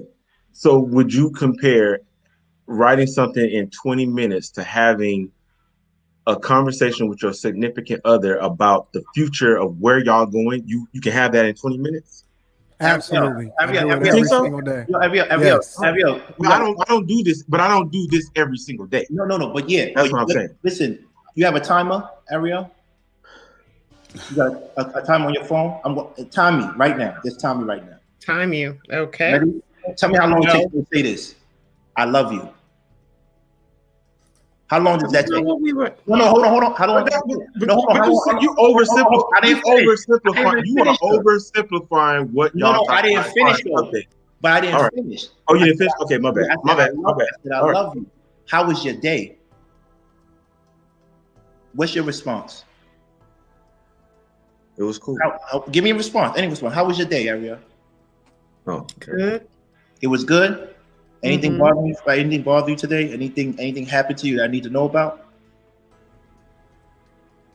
No. No? Okay. Listen. Tomorrow I'm free. Can we set up a time to meet up and do something that you would like to do? Do you think that happens in majority of relationships? I don't want to be in a relationship. That's the problem. But what he's saying though is that if we're intentional, it does not take a whole lot of time for you to be intentional with whatever it is that you're trying to say. Anton, yeah, you are busy. No, reality. Bro, y'all reality. One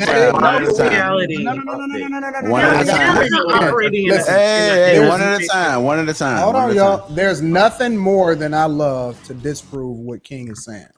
What I'm saying is that he is absolutely on the money. It's a lot of people that are in the house with their chick and they just like they ships in the night. They just sailing past each other. Yeah. But it takes very, very little intentional effort for you to really pay attention to what's going on in a relationship and then have those real good conversations that can change the dynamic of how things are going in your relationship in a short amount of time. He's right. He's right. Anton, can I ask you a question? Yeah, he's right though. But Anton, do you spend anywhere from 10 to 13 hours outside of the house working at a job? Yes, not working at a job, but I'll be outside. Absolutely. 1,000%. Every day. I'm in the streets every day. And you can it's documented. Like as real, I'm in the streets every day, bro. I'm gone. I'm out. No, but here's the thing. Here's Anton. Check this out. Because John wrote something beautiful.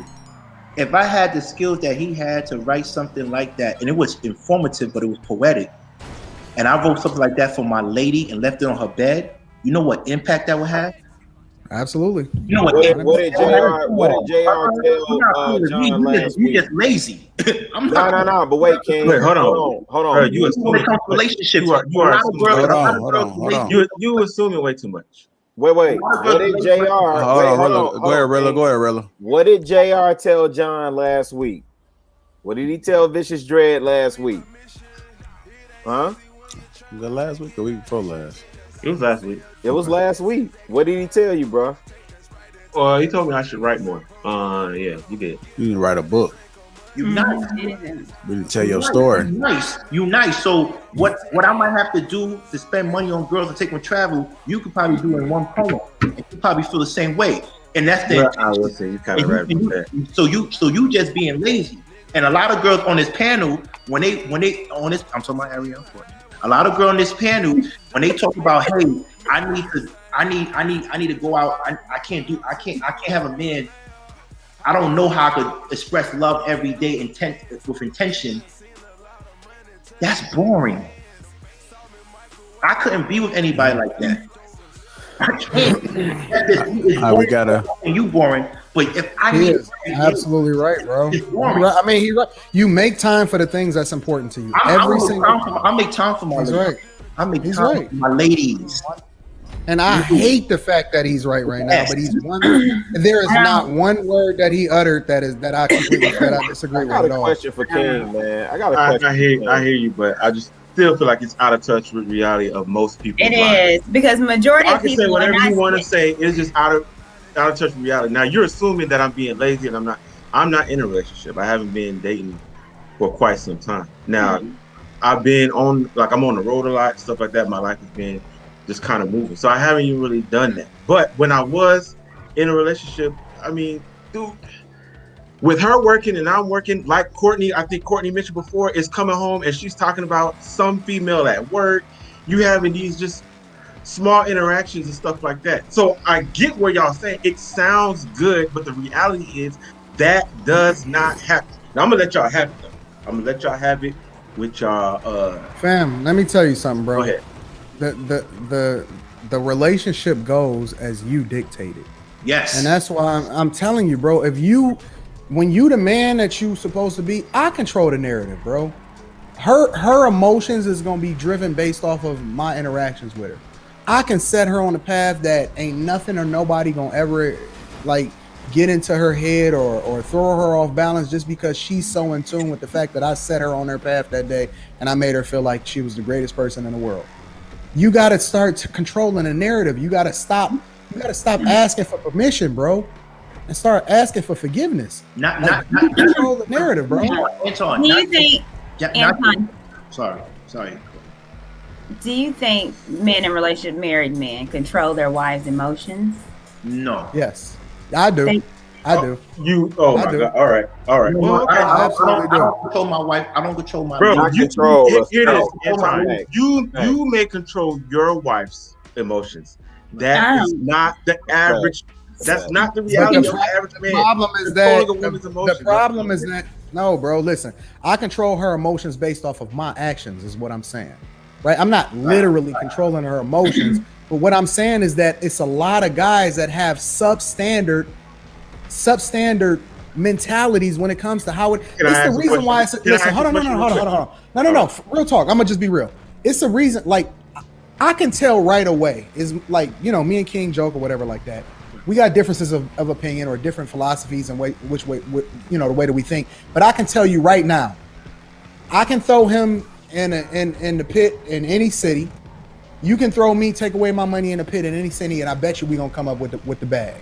Right. I bet you, no way, shape, because it's a mentality, and you can spot it immediately amongst people that move like lions.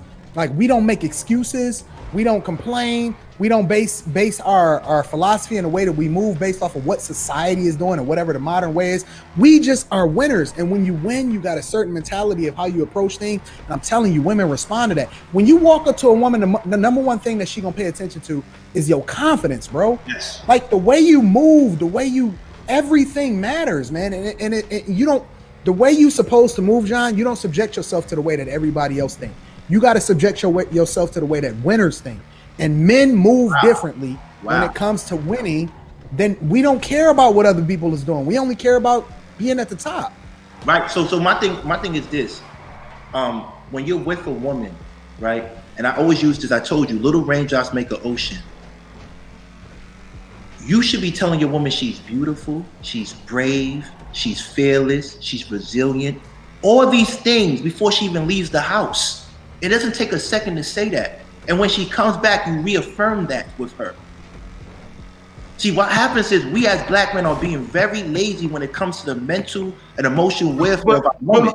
But dude, you're not even in a relationship, and you speaking to me about how to me, I'm not in a relationship, but you're not even in a committed relationship. No. So how can you speak to me because number one, and check me about what I'm doing? No. Don't really know what I'm doing. Wait, hold on. So let me explain something to you. Go ahead. I don't have to be in a committed relationship to tell you how to respect and adore a woman. Do I need to? Let me know. I'm talking about how. What we're talking about. No. You're talking about that. No. I'm talking about there's no woman in my life that has ever said I never increased her confidence in her. I mean, he right, regardless of whether or not he in a relationship. Hey, King, let me ask you this. Is that simping or not? No, that's not simping. When you pour into a woman emotionally and spiritually, that's what you're supposed to do. When you're not in a relationship, you're providers. When you're not in a relationship, when it's not simping. No. I'm not. Hold on, John. I'm not. John, man, you got to change your mentality, bro. I'm asking a question. I'm not. Ask me what's the question. I'm not asserting anything. I'm saying so. Even when you're not in a committed relationship or anything, and I guess these words of affirmation that you saying, given that's. Wait. Okay, hold on, King.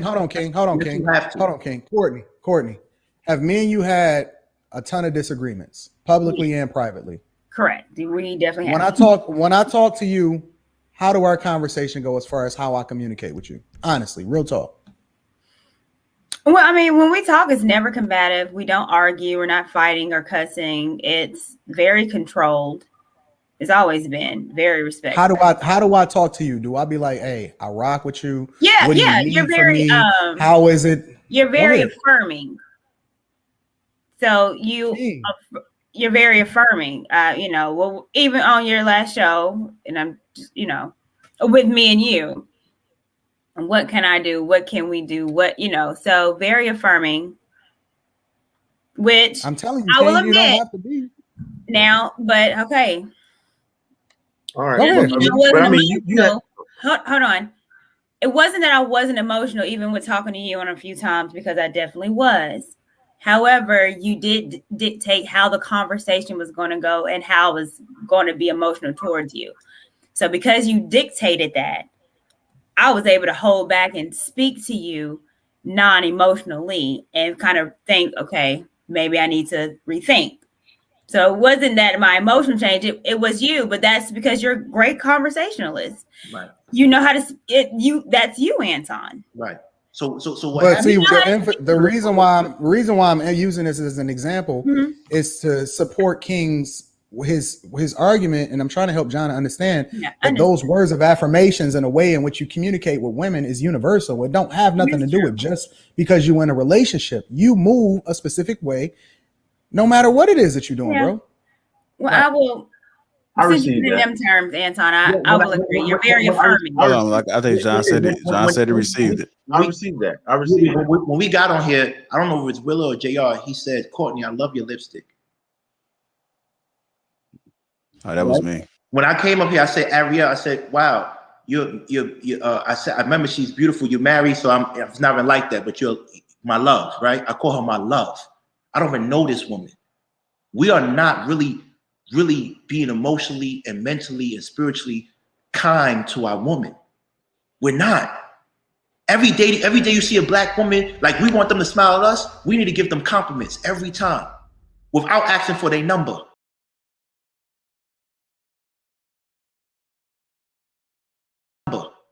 Without trying to have sex with them.